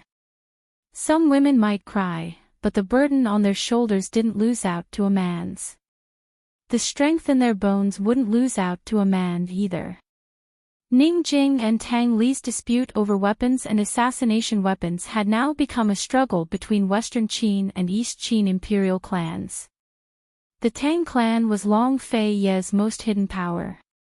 Even though Long Fei Ye's identity as a member of the East Qin imperial clan and the Bailey armies by clan had been exposed, Han Yunxi still didn't know about the Tang clan. How much did Ning Jing know about it? Your Royal Highness, Long Zun is in the back courtyard. This subordinate will take you there. Ning An's words interrupted Han Yunxi's train of thought. The little prince's name was Long Zun, a name bestowed upon him by Emperor Tianhui himself. After ascending the throne, his reign name was Yongguang. Although he was the emperor, the number of times he'd attended court could be counted on one hand. No one outside the palace treated him as such, much less inside. Everyone simply called him by his name. Others said that a mother's status depended on her son's, but in his case, a son followed his mother's footsteps. Han Yunshi passed through the room and saw a small bundle on the table. It had to be Long Zun's luggage. She purposely slowed her steps to observe the room. It was obvious that this room had been temporarily vacated for Long Zun and his wet nurse. Ningyan's bedroom was on the other side. Before Chu Chinga's death, Long Zun had always been with her. That's all you packed? Is it enough? Han Yunshi asked casually. That's all he has. Chu Chinga didn't care about the child when she was alive, so she never gave him anything. These are all clothes. Ningyan saw that Han Yunshi's expression wasn't very good, but she didn't speak either. She wondered why Han Yunshi would worry about Chu Chinga's child when she and Chu Chinga had been rivals for so long. Han Yunshi didn't leave, but slowly sat down. She opened the luggage and asked unhappily, "You're the one who makes the decisions in the Imperial Harem. Tianning's Imperial clan isn't weak, and your Cloud Realm Trade Consortium is rich and overbearing. Do you only lack a few clothes for this little doll?" "I'm innocent. Your Highness." Ningyan hurriedly explained, "The allowance for the harem is given by this subordinate. What should be given to her has always been given according to the Empress Dowager's specifications. The child is Chu Chinga's own, but she doesn't care. How can an outsider care so much?" "That's true." Han Yunshi smiled coldly. She picked out a few pieces of clothing from the luggage and looked at them with interest. For a long time, she didn't speak. Ningyan had no idea what Han Yunshi was planning, but her eyes never left Han Yunshi's hands. Of course, Han Yunshi was racking her brains to think of a way to get Long Zun to deliver the questions she wanted to ask. For one thing, she couldn't let Ningyan find out. For another, the luggage would pass through countless hands on Long Zun's journey from Tianning to Medical City. How could she guarantee its safety? For another, how was she supposed to deliver it to someone she trusted in Medical City? This was a risky move. As long as something went wrong and Ning Qing found out the truth, Han Yunshi would be finished.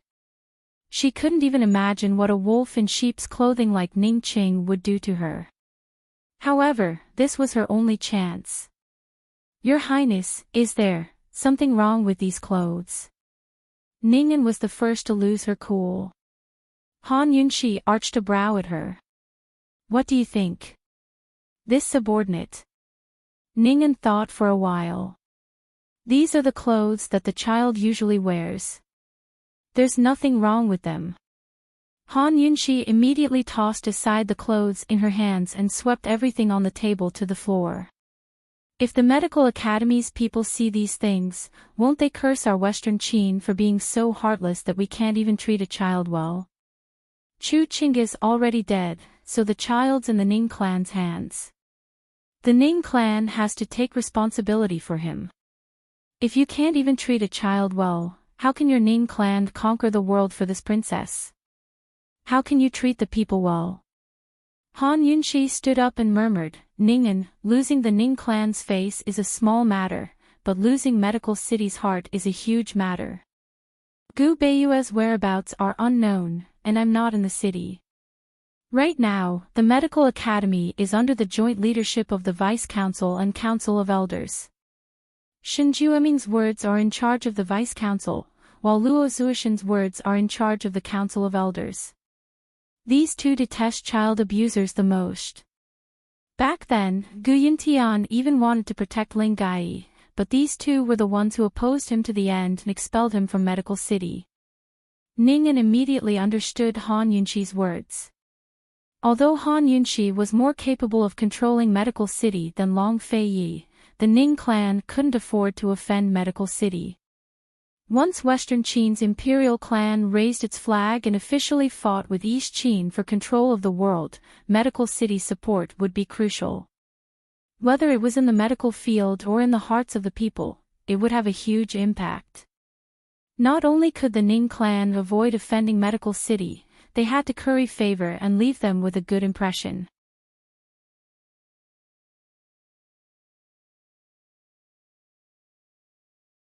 He's already 2 years old, but he's only just learned how to talk and walk, Ning'an answered truthfully. I'm afraid it's because of the premature birth.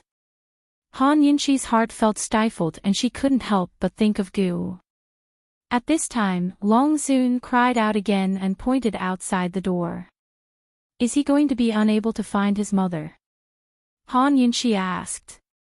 The wet nurse hurriedly handed the crying Long Zun over to a palace maid to deal with and quickly walked over. Your Highness, this child won't look for his mother. The number of times Empress Dowager Chu held him can be counted with 5 fingers.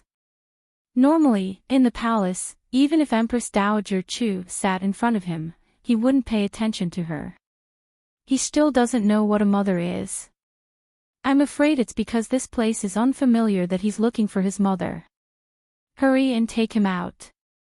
Don't disturb your Highness, Ning'an reprimanded unhappily. She, who had been infertile for many years, always felt complicated when she saw a child. The wet nurse hurriedly carried Long Zun over. Long Zun saw that Han Yunxi had suddenly quieted down. He looked at her for a while, then his small hand pointed outside the door and he suddenly cried out, Mother! He wanted to find his mother. Even if his mother didn't want him, he still wanted his mother. For a moment, everyone was silent, leaving only the child's cries. In a child's world, there was no such thing as good or evil. There were no statuses or benefits, only dependents connected by blood. This child didn't know what kind of person Chu Qingge was or whose hands he was in, much less the current situation in Cloud Realm Continent. All he knew was that he had a mother. Who said he wouldn't look for her? In this world, even a child as young as him had been hurt. What was the point of all the fighting for benefits? They couldn't even satisfy the wishes of a little child, so how could they have the face to call themselves powerful? Eastern and Western Qin hated each other, but had they ever considered how many innocent commoners would hate them as well? Hurry and take him back. Ning'an suddenly raged, her expression fearful and uneasy. She'd completely forgotten herself. After serving Emperor Tianhui for so many years, how could she not have children? But she wouldn't allow herself to have any. As the cries faded into the distance, Han Yunxi and Ning'an both exhaled in relief. Ning'an, Eastern, Western Qin and Eastern, Western Qin used to live in harmony with each other. Just who instigated the civil war back then? Han Yunxi asked seriously. She'd learned from Long Fei Yi that the floods in the south had caused plagues and famine. Both Eastern and Western Qin had sent out imperial envoys to fight the floods, but Western Qin had spread rumors among the victims that the East Qin crown prince was the reincarnation of a star of calamity who'd bring endless calamities to Cloud Realm Continent. Back then, the East Qin emperor was sickly and weak. The crown prince's ascension to the throne was imminent, so Western Qin's rumors were used by the East Qin imperial princes. After the emperor passed away, a power struggle broke out and destabilized the court. Western Qin seized the chance to start a war.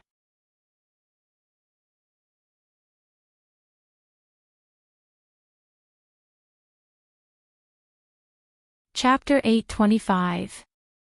Both sides became enemies and fought a civil war, so now they both have their own opinions. Han Yunxi knew that Ning'an would say the same thing as Long Fei Yi, but she never would have thought that it would be different to this degree. Ning'an said that in the past, there was a serious disagreement between Eastern and Western Qin. This was the reason why Western Qin decided to go to war. Your Highness, there was a large dam in the middle of the Sand River that stopped the flood, protecting a large province downstream, as well as countless villages and fields. That year, there was a storm and a mountain flood upstream. The flood passed through the middle of the Sand River, submerging many villages and threatening an iron mine. That iron mine belonged to the East Qin crown prince.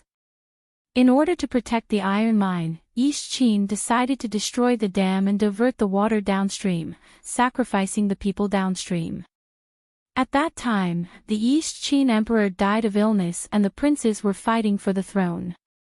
The crown prince was in a rush to build weapons, so he sent the army to destroy the dam. Western Qin had no choice but to send out troops to protect the dam. East Qin thought that our army was trying to steal the mine and sent out troops, using the black race army to destroy our Western Qin.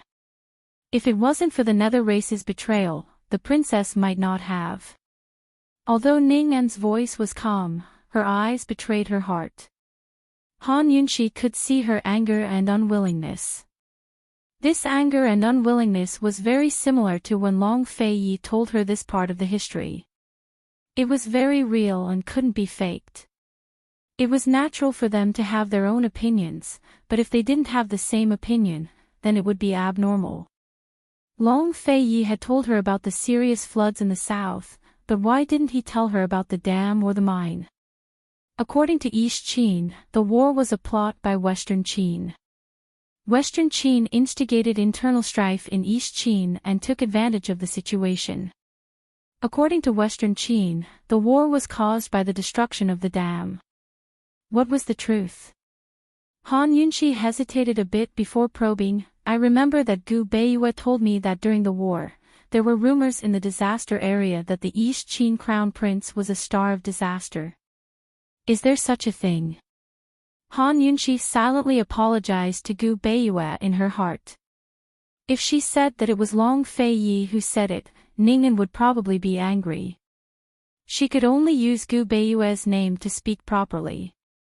Ningen gave a cold laugh. This was a lie made up by the East Qin princes to seize the throne. Now it seems that the East Qin prince is a disaster. If he did not protect the iron mine, Western Qin would not have rashly sent troops. Han Yunshi nodded thoughtfully. She suddenly had a terrifying thought. Was there a misunderstanding in the past?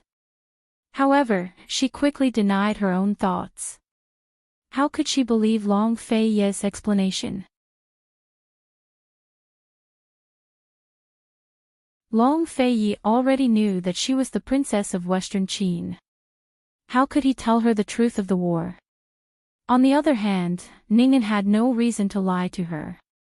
Han Yunshi sat for a while before leaving. She had to finish writing the letter before Long Zun was sent away. She had already thought of how to write the letter. She could not bear to do anything to a pitiful child like Long Zun, so she could only wrong the others. Not long after Han Yunshi left, Ning Qing came over. Knowing that Han Yunshi had just left, he turned around to leave, but Ningen called out to him. You just came and you're already leaving. So you didn't come to see me? Ningen lightly asked. Who would have thought that Ning Qing would actually give a unsound and continue to leave? Ningen reached out to stop him. Family head, you should know your status. Before, Ningen followed the rules of the palace and called Ning Qing King Ning. But now, she called him family head. This meant that Ningen was reminding Ning Qing of his status, his responsibilities, and what he could and could not do. Move aside. Ning Cheng's voice was completely emotionless. It was extremely cold, like an iceberg that kept people 1,000 li away. One would never be able to see his heart. Only in front of Han Yunshi would he be happy, angry, and anxious. Everyone sighed with emotion at the sight of the lofty Ning Qing having to put down his airs in front of the princess. But Ningen knew that Ning Qing wasn't submitting or being respectful, but being confused and lost. Perhaps that was why Han Yunshi wasn't like Chu Qingge, who felt that Ning Qing was similar to Long Fei Yi. His joy at finding his master should have died down long ago. He should be back to his usual prudent, steady, and calm self. Everything in the D clan was still under his control and had to be controlled by him. The princess of Western Qin was only a symbol of faith. She couldn't control anything, so the last thing he should lose was his sense of control over himself. Ningen had seen all of Ning Cheng's actions since their return. Her heart was full of worries, so she had to remind him. Ning Cheng's ice face was expressionless. After a while, he asked coldly, is there anything else? Ningen told him about Long Zun, and he agreed with Han Yunqi's words. In a low voice, he said, arrange for 2 spies. Ning Jing hasn't sent word for days. I need information from her side. Understood, Ningen had the same idea. Jing, she won't be in trouble, right? She's still arguing with Tang Li about my departure, so nothing's going to happen. Ning Qing trusted Ning Jing more than Ningen or Ning Nuo. Urged Ning Nuo on the matter of the army rations. Don't drop the ball at a critical moment. Although South Ning's commander-in-chief's estate controlled most of Cloud Realm Continent's grain production areas, Cloud Realm Trade Consortium wasn't easy to deal with. They could still buy grain from them. In this world, there were plenty of people who went against their conscience to make money from war. Moreover, Cloud Realm Trade Consortium's secret of being a descendant of the D clan had already been exposed. There were even more grain merchants willing to work with them. Ning Jing amused that the Tang clan was a hidden power that never got involved in worldly conflicts, much less a huge one between 2 imperial clans. If the Tang clan elders knew about Ning Jing's status as a D clan member, it'd be even harder for them to agree to work with the arms trade. If she couldn't complete her mission within a year, Ning Qing wouldn't give her a chance to return to Cloud Realm Trade Consortium. Ning Cheng and Ningen had no idea that the youngest daughter of the Ning clan, the shrewdest head of Cloud Realm Trade Consortium, was currently suffering torment. Tang Li had said he'd give her 1 night, but he'd actually given her 2 days and 2 nights. Over the past 2 days, he'd given her nothing but water. Ning Jing was hanging from the ceiling and couldn't even sit down. Fortunately, she could reach a table and sit on it for the past 2 days. If not for that, she wouldn't have lasted half a day. She didn't make a fuss, but was incomparably calm. When she was serious, she looked like a fierce woman who wasn't cute at all. She didn't know what Tang Li had been doing over the past 2 days, but he'd actually forgotten about her. Trapped here, she had no idea what was going on outside. Could it be that Ning Cheng's whereabouts had been exposed? Long Fei Yi and Tang Li were both chasing after Ning Qing, so they'd forgotten about her here. Thinking up to here, Ning Jing couldn't help but knit her brows in anxiety. But she quickly recovered her composure. There were many things she couldn't control, so she might as well let them happen. Right now, she could only control herself and let herself die peacefully here. It was good that Tang Li had left her here. She had no idea that Long Fei Yi had left long ago. Over the past 2 days, Tang Li had been tasked with searching and arresting people in Medical City. Tang Li hadn't gone anywhere, but sat by the door in a daze. For the past 2 days and 2 nights, she had drunk water, but he hadn't drunk a single drop.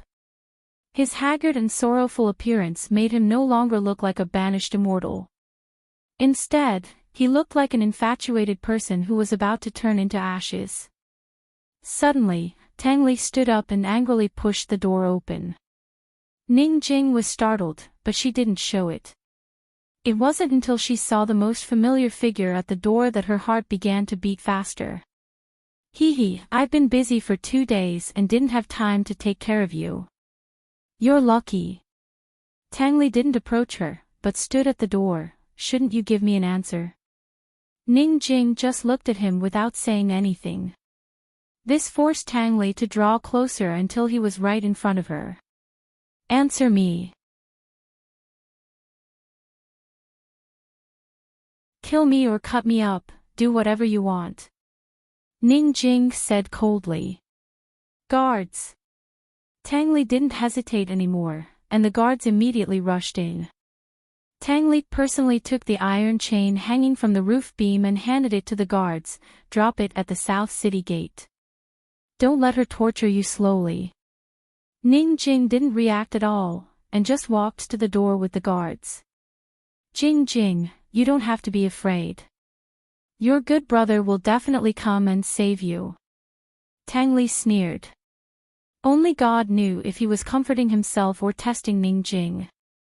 Finally, Ning Jing stopped. Tang Li, if you spare me, I'll tell you another piece of news. How about it? What news? Tang Li asked almost without thinking, and at the same time, he waved the guards away. A piece of news that's very beneficial to the Tang sect. It's not inferior to Han Yunxi's whereabouts. Ning Jing was like a businessman negotiating with a professional smile. Spare you? To what extent? Tang Li asked in return. He definitely wouldn't let Ning Jing go. Give me a good death. Ning Jing was very direct. In an instant, Tang Li's eyes were like the sky before a storm, so gloomy that it was frightening. Unfortunately, Ning Jing was standing at the door and didn't see it. Just like when Tang Li was standing at the door and didn't see her in the room, he had a pleasantly surprised expression. Okay, tell me. Tang Li still agreed. Ning Qing still doesn't know about your relationship with Long Fei Yi. I'm the only one who knows about this, Ning Jing said seriously. Tang Li was shocked, but he soon questioned, who are you trying to fool? I led you to the apricot forest just to test you. Sure enough, you took Long Fei Yi there. At this moment, Ning Jing was as calm as her name suggested. She had always been suspicious. Since Tang Li helped Han Yunxi at the Apricot Forest Conference, she had been suspicious. The Cold War later was just a pretense. Even though she had seen Ning Qing several times, she never told Ning Qing about these abnormalities. She needed to give herself a definite answer. Therefore, after Ning Qing left, she deliberately lured Tang Li to the apricot forest. She hoped so much that it was only Tang Li who followed her. Unfortunately, it was Long Fei Yi who showed up. Without a doubt, Tang Li was the one who took Long Fei Yi there. You tested me. Ning Qing doesn't know about my relationship with Long Fei Yi. Tang Li muttered to himself. Suddenly, he understood. That's why Ning Qing left Medical City long ago. He doesn't know that you led us to the apricot forest. If Ning Qing was still in the medical academy, he would definitely be secretly keeping an eye on Ning Jing's movements. Ning Jing didn't have a chance to tell Ning Qing about his relationship with Long Fei Yi. Ning Jing smiled. She never thought that Tang Li was so smart. Tang Li, I've told you 2 secrets. Just kill me with a knife. Tang Li gave a start, but quickly rushed out the door. Su Donglin. Su Donglin, remove all defenses and tell your master that Han Yunxi is in Tianning. After rushing out, Tang Li didn't return to the room. He ordered people to untie Ning Jing and put her under house arrest. He wouldn't kill her, but he wouldn't see her either. Long Fei Yi received Tang Li's news and was preparing to deploy a rescue plan when he received Bailey Yuanlong's secret missive mentioning Gu Beiyue.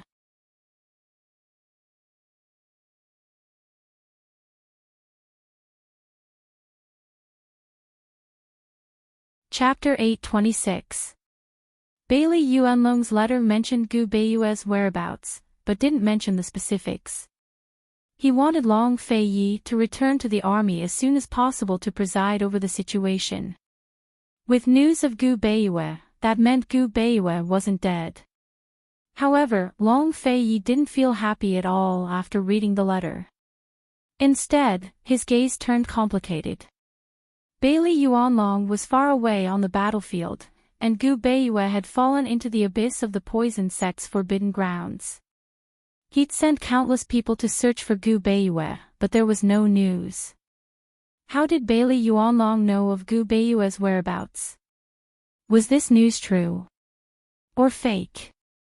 Moreover, the letter didn't mention a single word. What did Bailey Yuanlong mean by this? Did this look like a report to him? This was clearly a threat. Long Fei Yi knew full well how much the merfolk hated Western Qin's imperial clan. How many of their clansmen had the Bai clan sacrificed during the floods in the south to stop the river from overflowing again and again? The Bai clan members who'd sacrificed themselves couldn't even leave behind their names. Even the good deeds they'd done for the people were unknown to this day. This was because the Bai clan had to guard the secret of the merfolk. The merfolk dove into the water and risked their lives to stop the river from overflowing again and again, but no one on the shore knew. Their corpses sank to the bottom of the sandy river without a sound. The Bai clan had sacrificed so much, but Western Qin's emperor had actually started a war during the floods. He'd even mobilized the flood troops to attack East Qin's troops. If this could be tolerated, what else could not be? Perhaps the merfolk hated Western Qin even more than East Qin. Thus, Bailey Yuanlong had resolutely defied his ancestors' teachings and revealed the secret of the Bai clan being merfolk. He refused to conceal his identity. After Han Yunxi's identity was exposed, Long Feiyi wasn't most wary of the Tang clan or the Shadow Guard, but Bailey Yuanlong and his merfolk army. Bailey Yuanlong had a large army in his hands. Once he learned of the truth, the consequences would be unimaginable for even Long Feiyi. After hesitating for a while, Long Feiyi ordered someone to deliver a letter to Gu. Then, he resolutely changed his route and headed straight for the battlefield. Gu had just reached Tianning's capital when he received Long Feiyi's letter. At this moment, he was like a cheetah in the night, lurking near the palace with his eyes narrowed, ready to pounce on his prey at any moment. "Qi brother, are you sure that Han Yunxi is in the palace?" Mu Ling looked anxious. The imperial palace was the most heavily guarded and had the most traps. If he acted rashly without investigating thoroughly, the losses would outweigh the gains. God knows how many traps Ning Qing had set for them. "Don't make a fuss. Move aside, you're in the way." "I don't have time to save you," Gu waved his hand impatiently. It was obvious that he wanted to get rid of Mu Ling. Mu Ling's skin had long been thickened and her heart hardened. She didn't mind his disdain. "Qi brother, let's talk about this properly, all right?" Mu Ling grabbed Gu's hand and yanked him off the wall.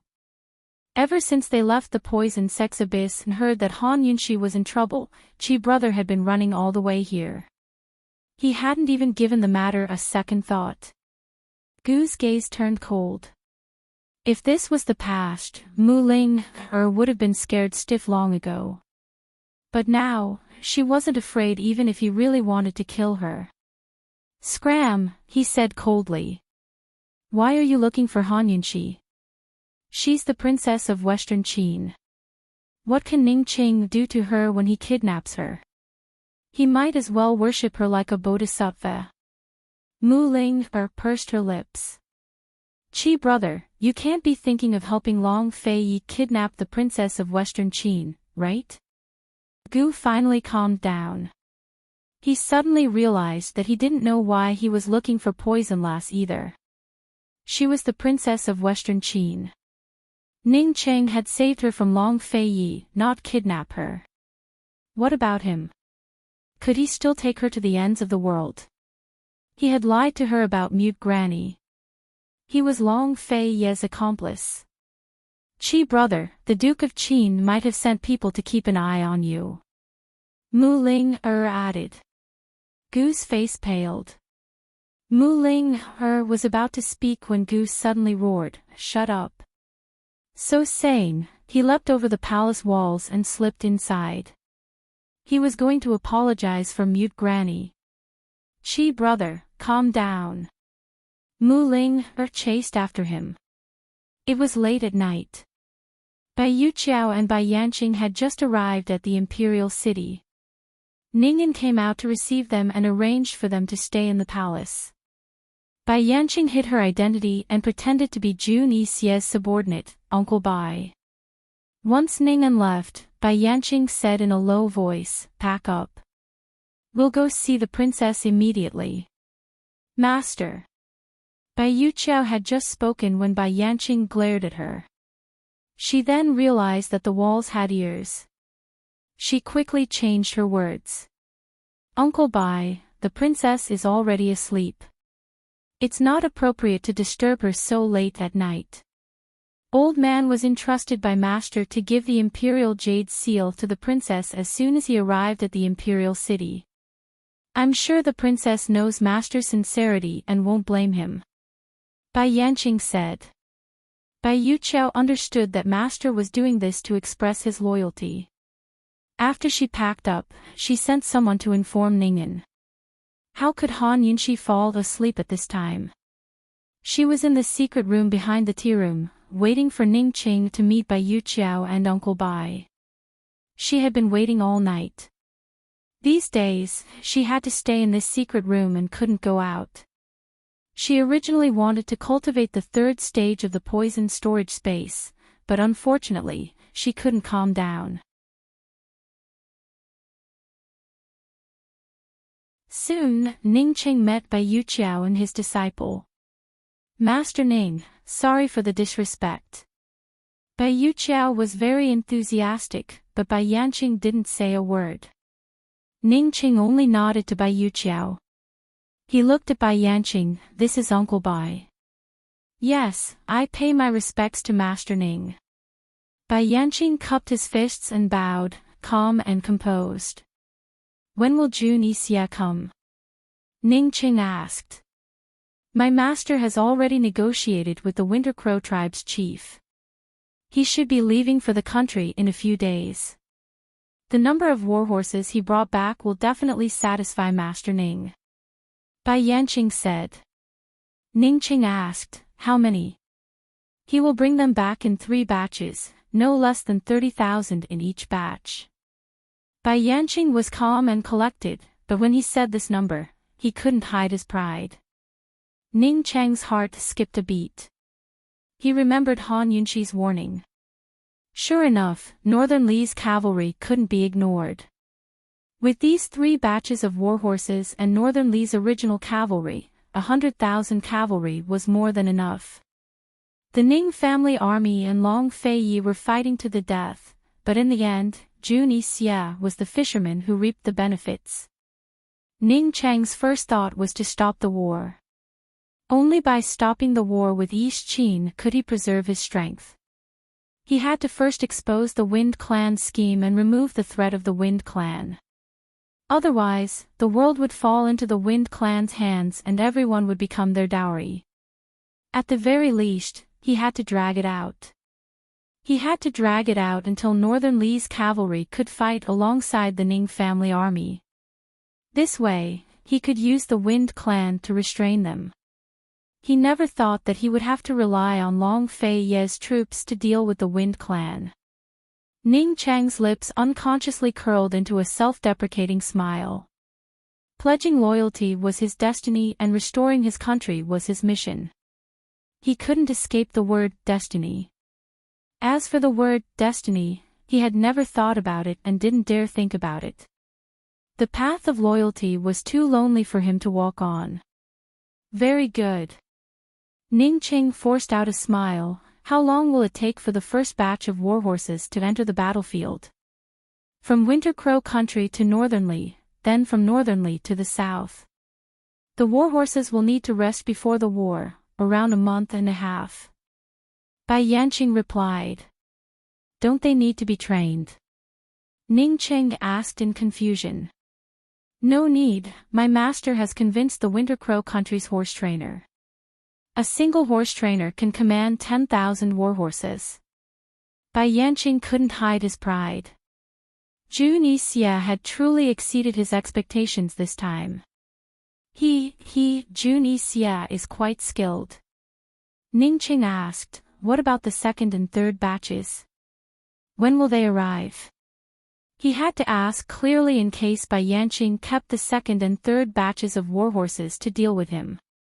That's hard to say. It depends on the road conditions. In another month, it will snow in the north. Bai Yanqing gave a reasonable answer.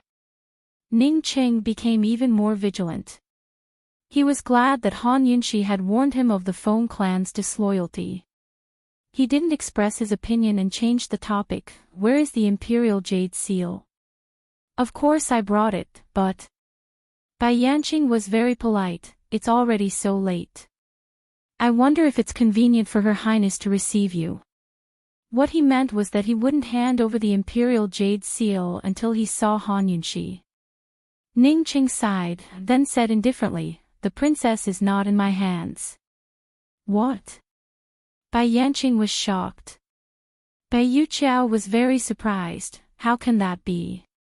They'd gotten news from Medicine City that Medical City had been sealed off for days.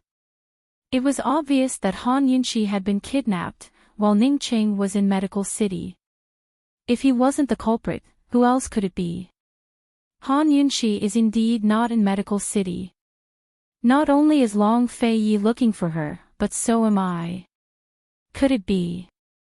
Ning Qing started to speak, but paused. Bai Yuqiao couldn't help but ask, who do you suspect? One person. Ning Qing was still hesitating. Bai Yanqing grew anxious. Who? A member of the Shadow Clan. Ning Qing said coldly.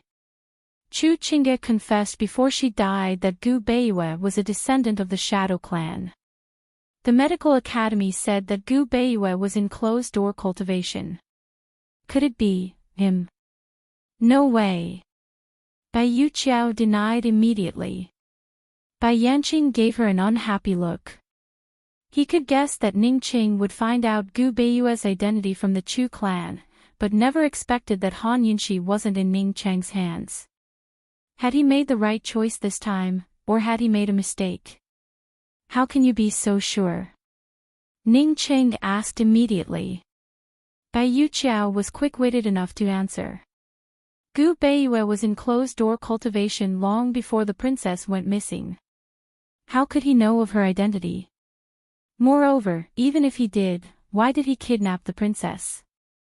He should have brought her to you instead. Ning Qing laughed coldly in his heart. He stroked his smooth chin thoughtfully.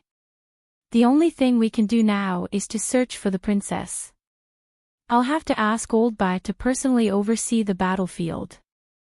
Finding the princess is the most important thing, but... Bai Yanqing's expression was serious. But Old Man has the heart, but not the strength. Leaving aside Old Man, even my master wouldn't be able to defeat the East Qin army with just the Chimen Duanjia. Bai Yanqing was of course afraid that Ning Qing would send him to the battlefield and leave Bai Yuqiao behind. Moreover, the Wind Clan's Chimen Duanjia formation required enough troops.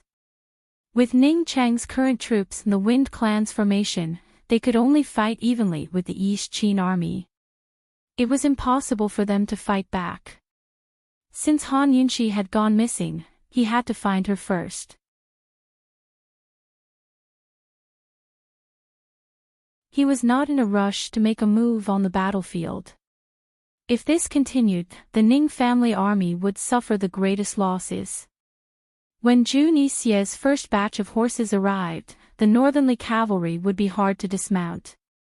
Ning Qing would have no troops in his hands, so he wouldn't be able to control the situation. Bai Yanqing thought he had a good reason, but who would have thought that Ning Qing would say, Uncle Bai really knows how to joke. How could I let you fight 100 soldiers by yourself? I only need you to assist my Ning family army and temporarily stop the war. It won't be too late to raise morale after we find the princess. At this time, a guard's report came from outside the door. Master, there's an assassin. You're tuning into the LoveLore Library YouTube channel. We're so grateful for your support, and don't forget to subscribe to join us on this incredible journey through captivating stories. Your generosity through donations truly makes a world of difference, as it's the primary source of revenue that allows me to expand and enhance this channel for you. Thank you from the bottom of my heart for being a part of this adventure.